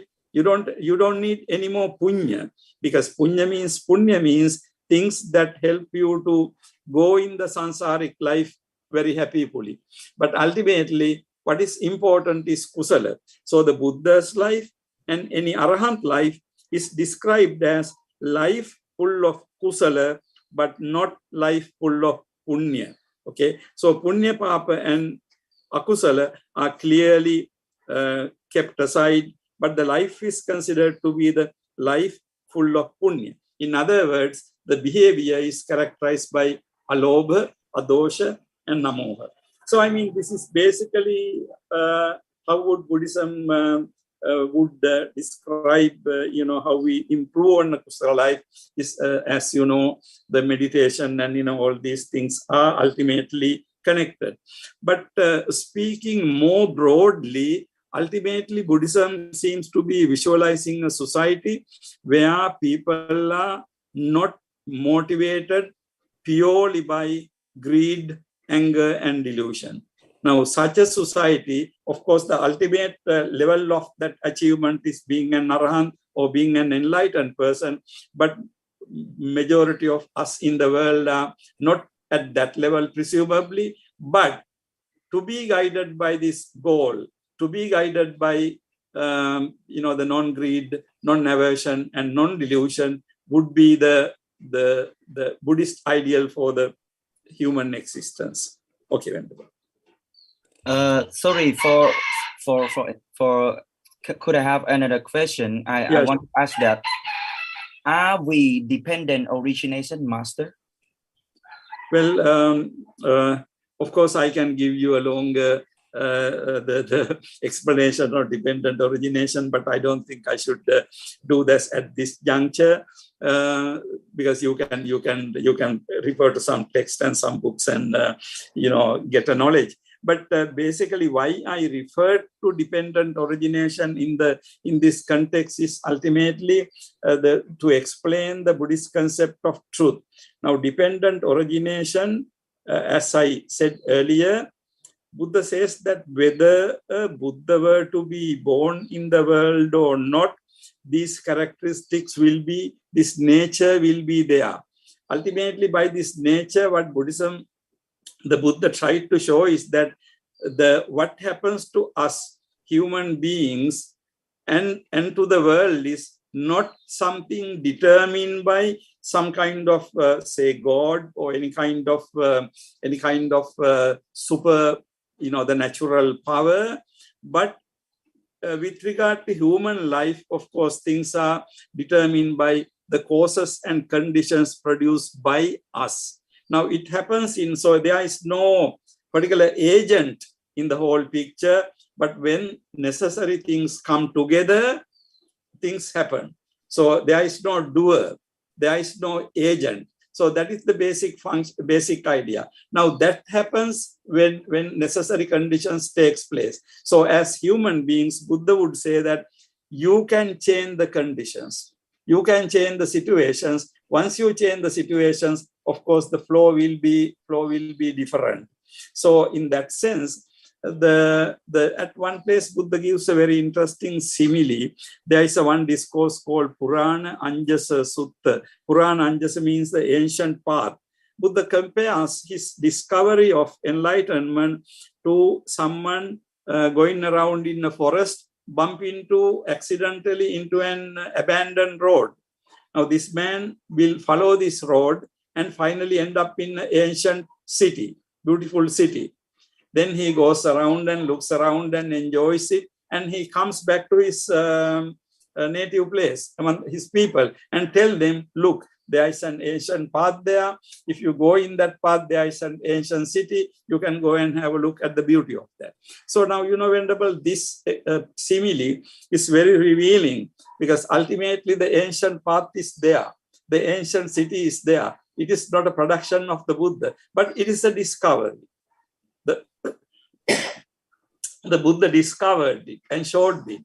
So in that sense, we can say that this human nature, the nature of the world, is very much there.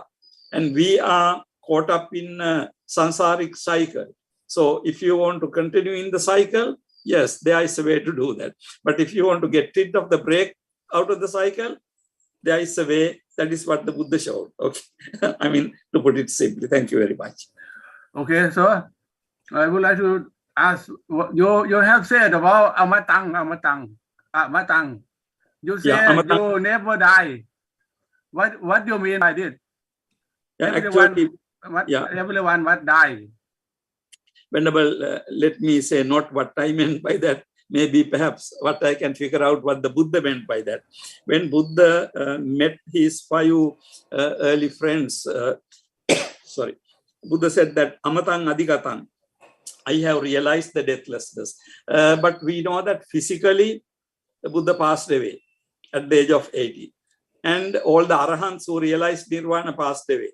So when we look at the Buddhist ultimate religious experience, of course, we should really have a very long discussion based on the text, which I don't think we have time to do that at this occasion.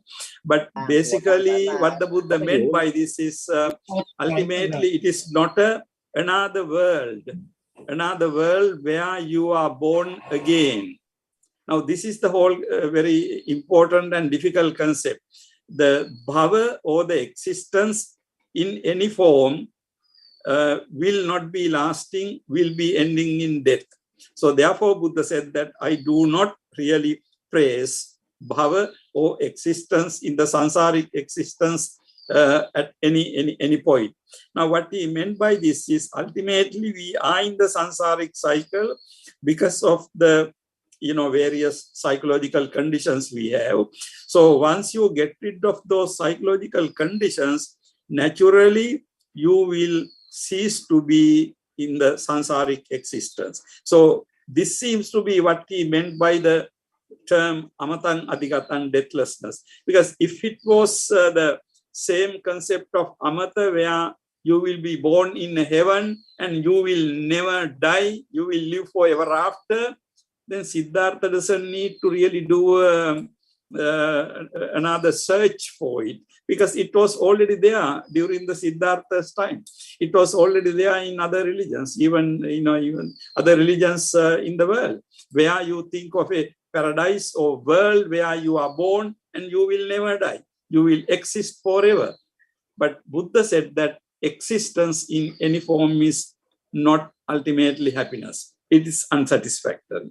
So I think when I say this, Venerable, of course, I say this basically as a scholar in Buddhism. And also I would tend to, still trying to understand it, actually, honestly speaking. Because, as ordinary human beings, again, I talk about myself, I am very much a part of the world. So I don't know, still I feel that whatever happens, I still need to be around to see what is going on. Now, this is where, as an ordinary Putujjana, I stand at the moment. But of course, what I'm trying to articulate is, what the Buddha said about the samsara, which I can see to be really the case. But in order whether I am existentially ready at this juncture to accept it and do accordingly is an individual problem. Because in the path, we all of us are at different levels. So some may be at a level where, they are quite ready to accept this and, think about the situation where you are no longer in the sansaric existence. But many of others, maybe we are still in the level of mind where we need to be in the sansaric existence. So, I will not go into that. Okay, I will leave. Thank you very much. I am never die. Meaning. Thank you.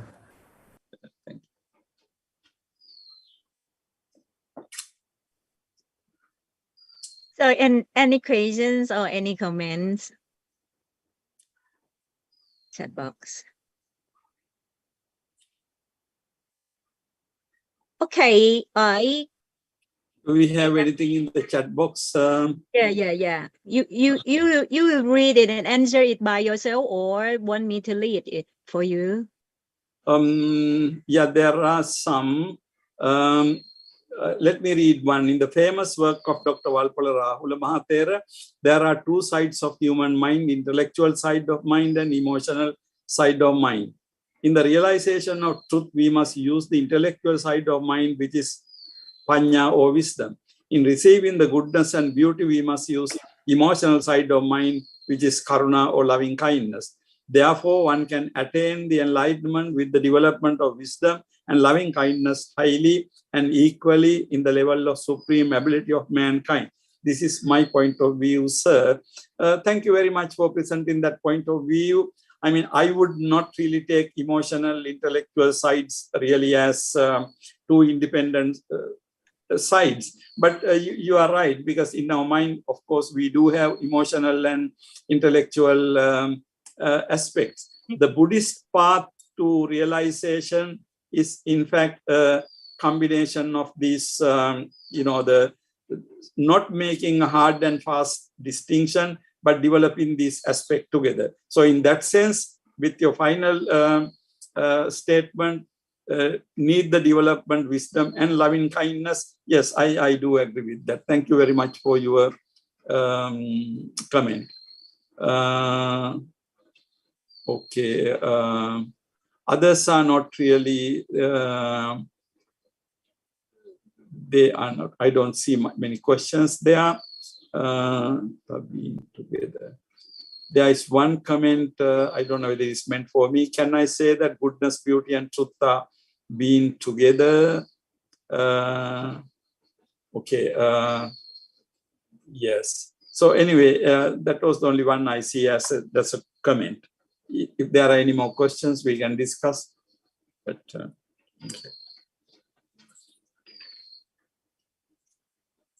Okay. Any more questions or comments, or all? Okay. I saw the third panelist in this webinar right now. Okay,นะคะ. Thank you so much for useful knowledge about the concept of goodness, beauty, and truth in a Buddhist perspective from Professor Dr. Asankha Tirakaratane. And thank you, Venerable Assistant Professor Dr. Pamahapornchai Siriwaro, Assistant Professor Pamahakisana Taruno, and Ajahn Dr. Banpot Khairsaitong, and Venerable Meng Lee for sharing comments and questions. So thank you very much. Thank you very much. Yeah, maybe we will have some time for the expert to exchanging viewpoint later. Okay. Okay.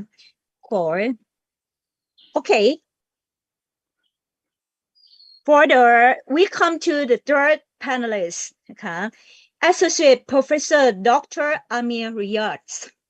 Dr. Amir Riyadh got his Bachelor of Arts from Allahabad University, India, and received his Master of Arts in Philosophy, Master of Philosophy, and Doctor of Philosophy from University of Delhi, India. Delhi University, DU, is a really well-known university, right? Because in the afternoon session, our highly respected keynote speakers, the most venerable Dr. Papom Bandit, also graduated successfully from DU also.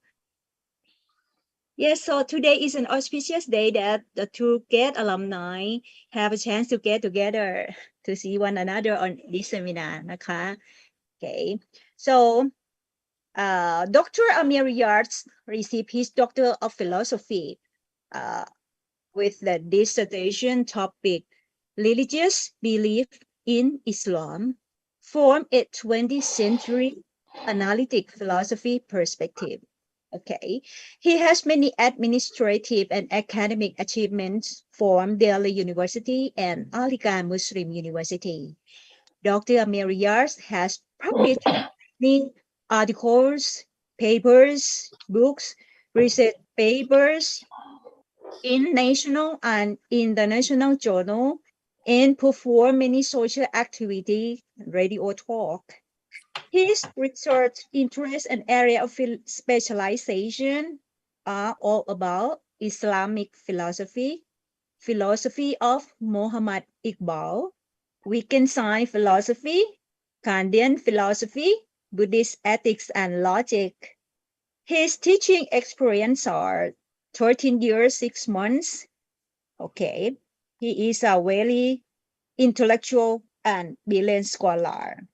Please welcome Associate Professor Dr. Amir Yards from Aligarh Muslim University. Please.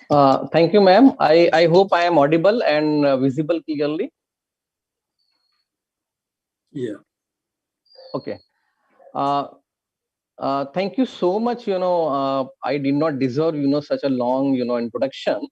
I have just started philosophy, and I'm just like a student of philosophy. So I really thank first of all, Graduate School and Nakhon, Ratsa Sima campus, Thailand, for inviting me for having a discussion on this important theme, that is goodness, beauty, and truth, that is contemporary reflections and interpretations. First of all, I would like to thank my friend who is from the same campus, Venerable Paul Chai Sri Pakdi, who gave me who first of all called me for this seminar. So without going into other things, I would like to tell you that I am just focusing on this theme. I will try to focus from the Islamic philosophical perspective. So I will mainly focus on this concept of goodness, beauty, and truth from the Holy Quran and the Hadith, which is the sayings of Prophet Muhammad Sallallahu Alaihi Wasallam. So in the beginning, as most of you might be unaware about the history of Islamic philosophy and what is actually the definition of Islamic philosophy. So first of all, I would like to I just give 5 minutes maybe on Islamic philosophy and sources of Islamic philosophy. So there are two traditions, regarding this Islamic philosophy. One is Western Islamic, Western intellectual tradition, and the second one is Islamic philosophical tradition. So when we see this Islamic philosophy from Western intellectual tradition, then we find that Islamic philosophy appears as simply Greco-Alexandrian philosophy in Arabic dress. So one tradition says that Islamic philosophy is Greco-Alexandrian philosophy in Arabic dress. And if we see, the Islamic philosophy from the other tradition, that is Islamic philosophical tradition, then we find that Islamic philosophy is deeply rooted in Quran and Hadith. And if we see the history of Islamic philosophy, it's not too old. The history of Islamic philosophy is 1200 to 1300 years old only. So If we define Islamic philosophy, it is essentially prophetic philosophy, based on the hermeneutics of that sacred text.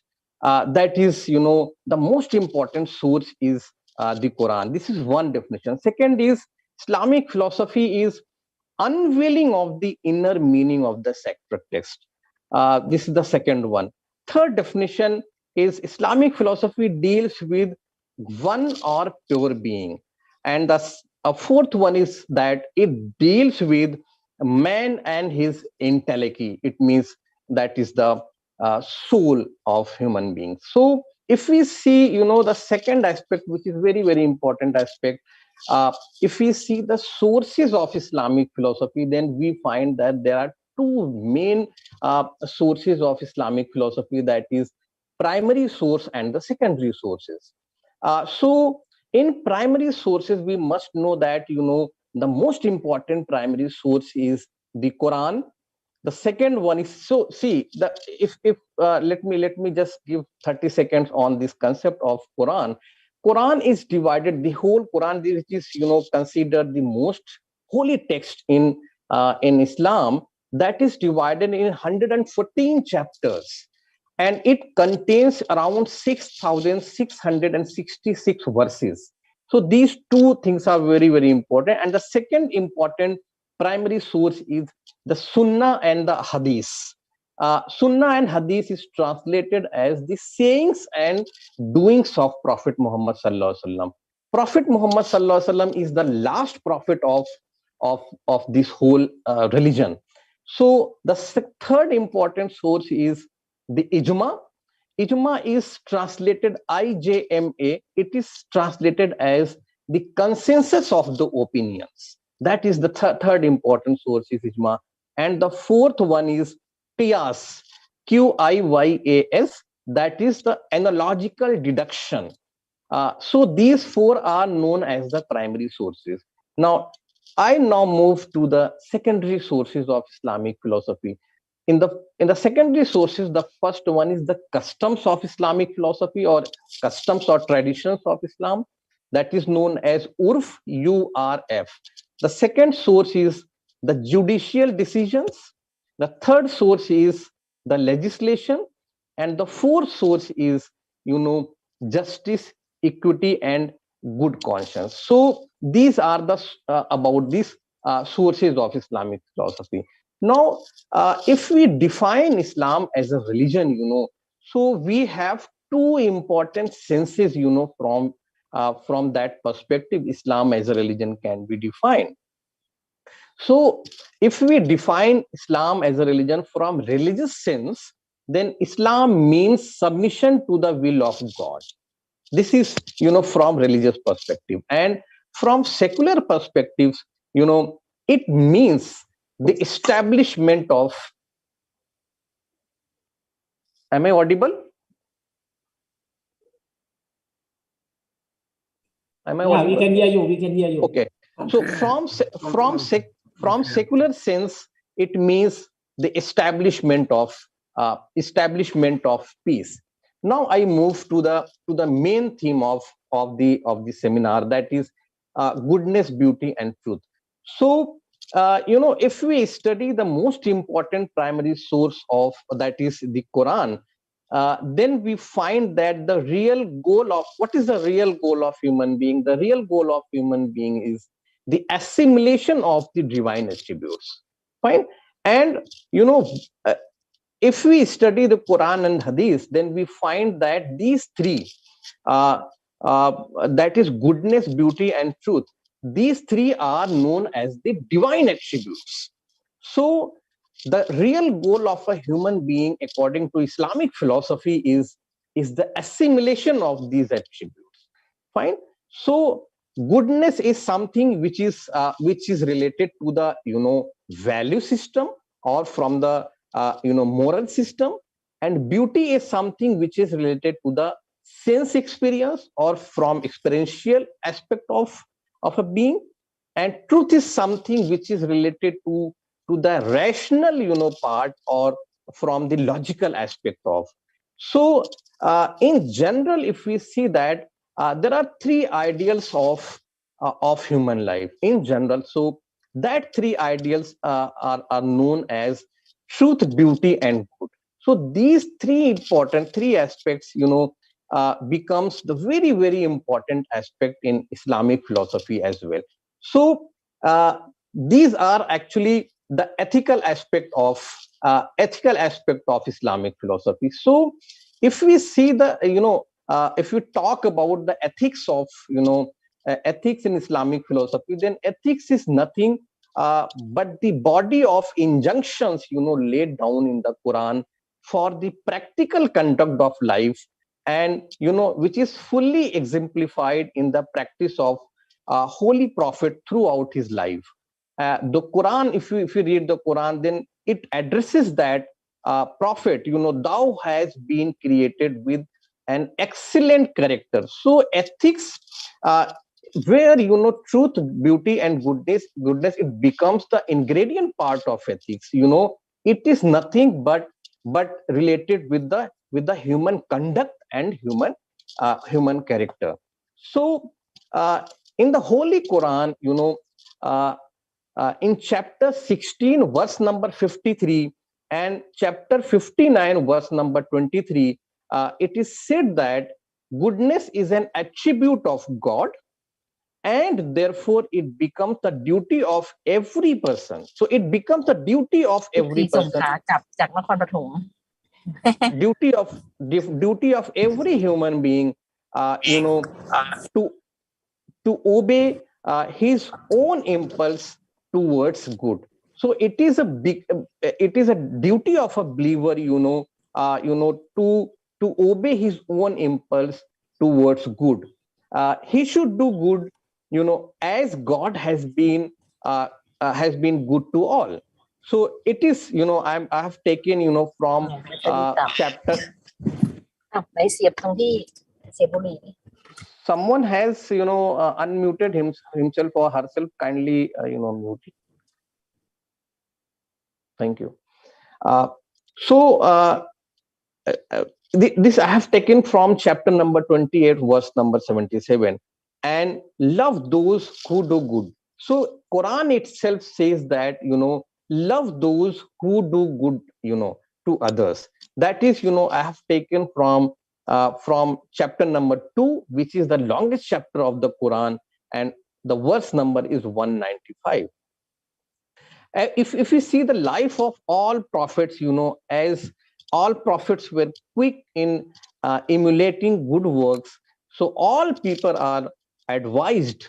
So this is, for all the believers, they are advised to strive together towards all that is good and virtuous. So we are advised, according to Islamic philosophy, or according to the religion of Islam, that we are advised to do good and something which is virtuous.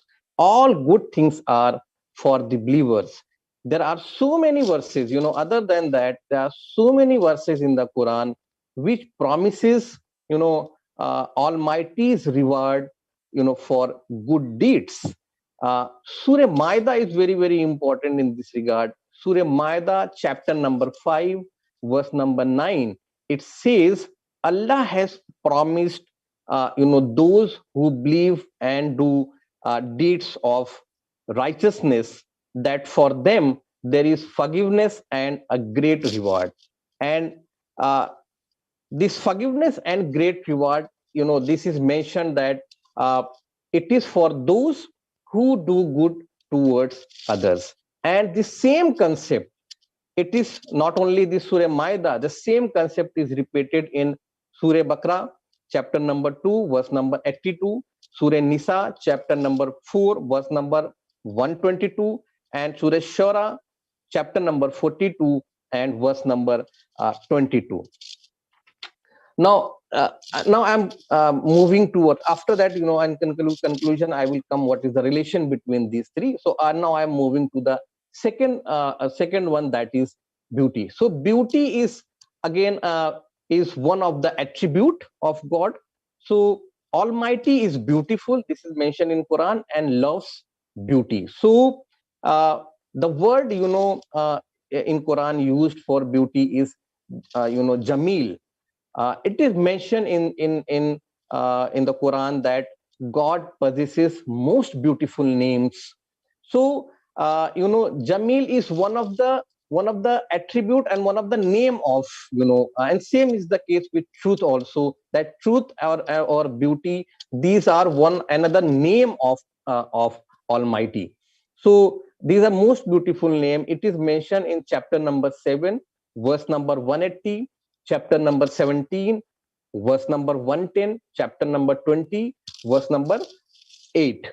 And highest excellence, and creates everything of great beauty. So whatever is created by Almighty, that is of great beauty.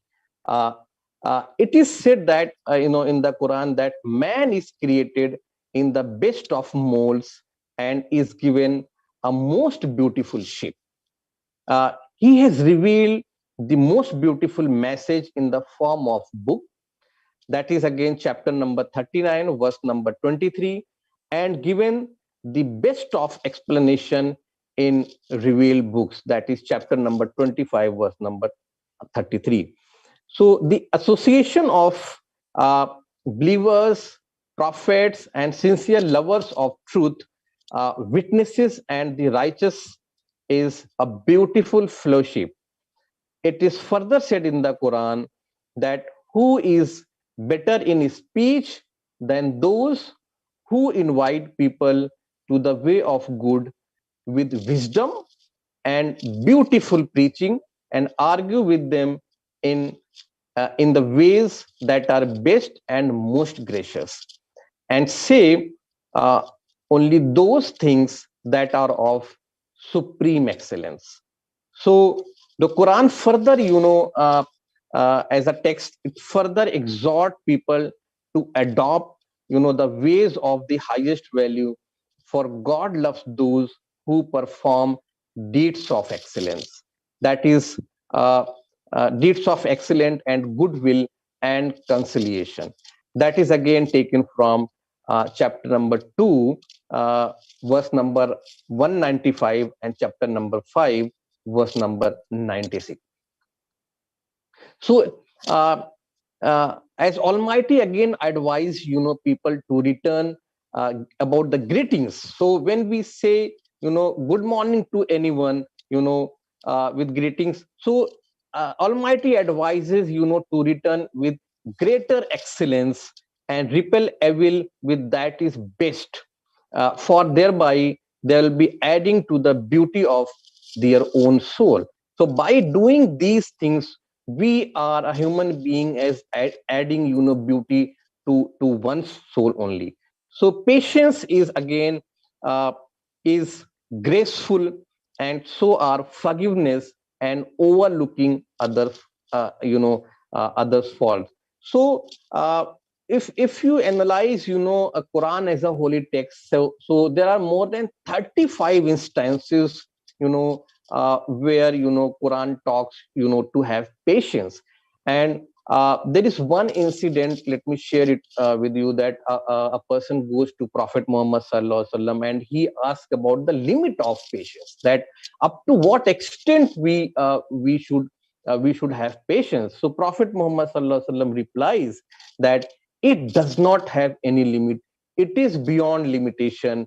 It is unlimited. So those who perform beautiful deeds shall have the highest reward in this world, and their reward in the hereafter shall be still better when they shall enjoy the fairest of place for repose and be provided with excellent provisions. Now let me move to the third important aspect, which is truth, and that is the most important aspect mentioned in Quran. So truth is one of the name of Almighty, for which the word haq is used, HAQQ. This word is used for truth in Quran. So truth, which is also it is not only something which is speaking something which is good, which is something right. So truth is also translated as wisdom. So truth is as a human ideal, stands for man's search for knowledge and truth. It is something which is distinguished from conjectures and imperfect knowledge and mere fancy. So truth should be separated. We should always separate fact from fiction, So it is something which is distinguished from conjectures or imperfect knowledge and mere fancy. So these concepts are taken from chapter number 10, verse number 36 and verse number 66. So no one can grasp, the message of revelation except men of understanding, and that is why truth is also taken in the form of wisdom. So a normal layman cannot adopt or cannot understand the message of revelation or whatever revealed by Almighty, and those firmly grounded in knowledge. And there's so many verses, innumerable number of verses which talks about this concept. So lack of true knowledge leads people to revile and true God. So those who dispute wrongly about God are those who are without knowledge. So those who dispute wrongly about God are those are the ones who are without knowledge. They are without guidance, and they are without a book of enlightenment. So only those people will be promoted to suitable ranks and degrees who have faith and are possessed of knowledge. That is chapter number 51, verse number 11. And only those who have knowledge really fear God and follow the path of righteousness. So one chapter I would like to mention is very, very important. That is chapter number 103. Then the chapter name is Surah Asr. Chapter Asr is translated as time, ASR.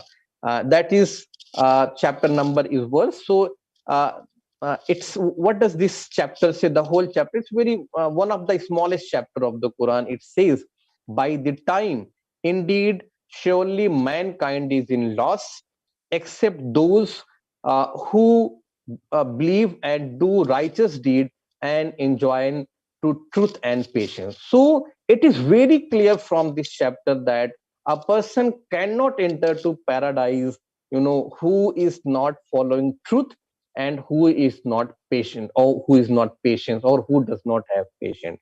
And the same concept, is repeated at so many other places. Surah Maida, I would like to take name of those chapters. Surah Maida, verse number 119. Surah Ahzab, chapter number, verse number 24. Surah Tawbah is very, very important, which is chapter number 9, verse number 119. So it is very clear, there is, I would like to quote one hadith also, which says that Prophet Muhammad sallallahu alaihi wasallam says, speak the truth even when it is of bitter nature. So you have to speak truth even when it is of bitter nature. So truth, being so crucial and so vital and such a basic requirement of existence, is referred to in the Quran at a very, very large number of places. Truth is referred to as the name of Almighty. Truth is referred as an attribute of Almighty. Almighty is truthful. Almighty created the world with truth. Almighty sent to guide human beings. Almighty judges human beings with truth, and many more. So I would like to quote, few more verses which says that I'm quoting from chapter number 22, verse number 6. That is because Allah or Almighty, he is the truth. Almighty, or he is evident truth.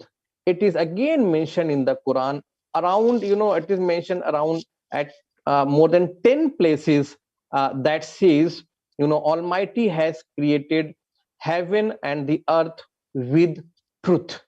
And I quote, that is from chapter number 29, verse number 44. Allah created heaven and the earth with truth. Again, God does not, or Allah does not judge the person on the basis of prejudice, biasness, favoritism, emotion, or people's false claim about themselves, but on the basis of truth. I again quote from the Holy Quran, which says, our Lord will gather us together, then he will judge between us with truth. That is, chapter number 34, verse number 26. Regarding the truth, it is mentioned that truth will triumph over falsehood, as falsehood has nothing to stand on and is exposed when confronted with truth. So these three, if we analyze these three concepts, that is beauty, truth, and goodness, then out of these three, from Islamic, I'm talking from Islamic perspective, Islamic philosophical perspective, that then truth is on top, and beauty and goodness is subordinate to that.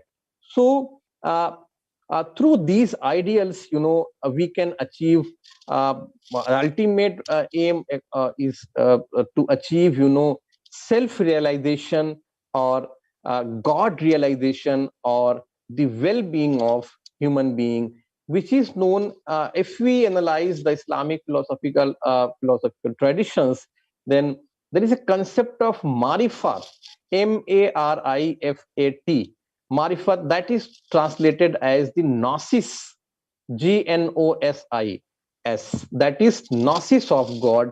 It means gnosis, this marifat is one of the stages in Sufism where there is no gap between the creator and creation. So God and the human being becomes one, and that is the ultimate aim of human beings according to Sufism. I hope I have delivered something, though it is not of course very of course it might be incomplete. So thank you so much for this. If we have questions, we can discuss over that. Thank you.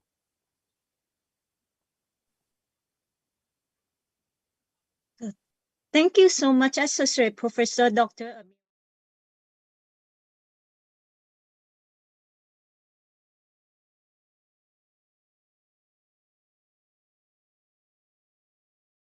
Perspective, mainly from the Quran.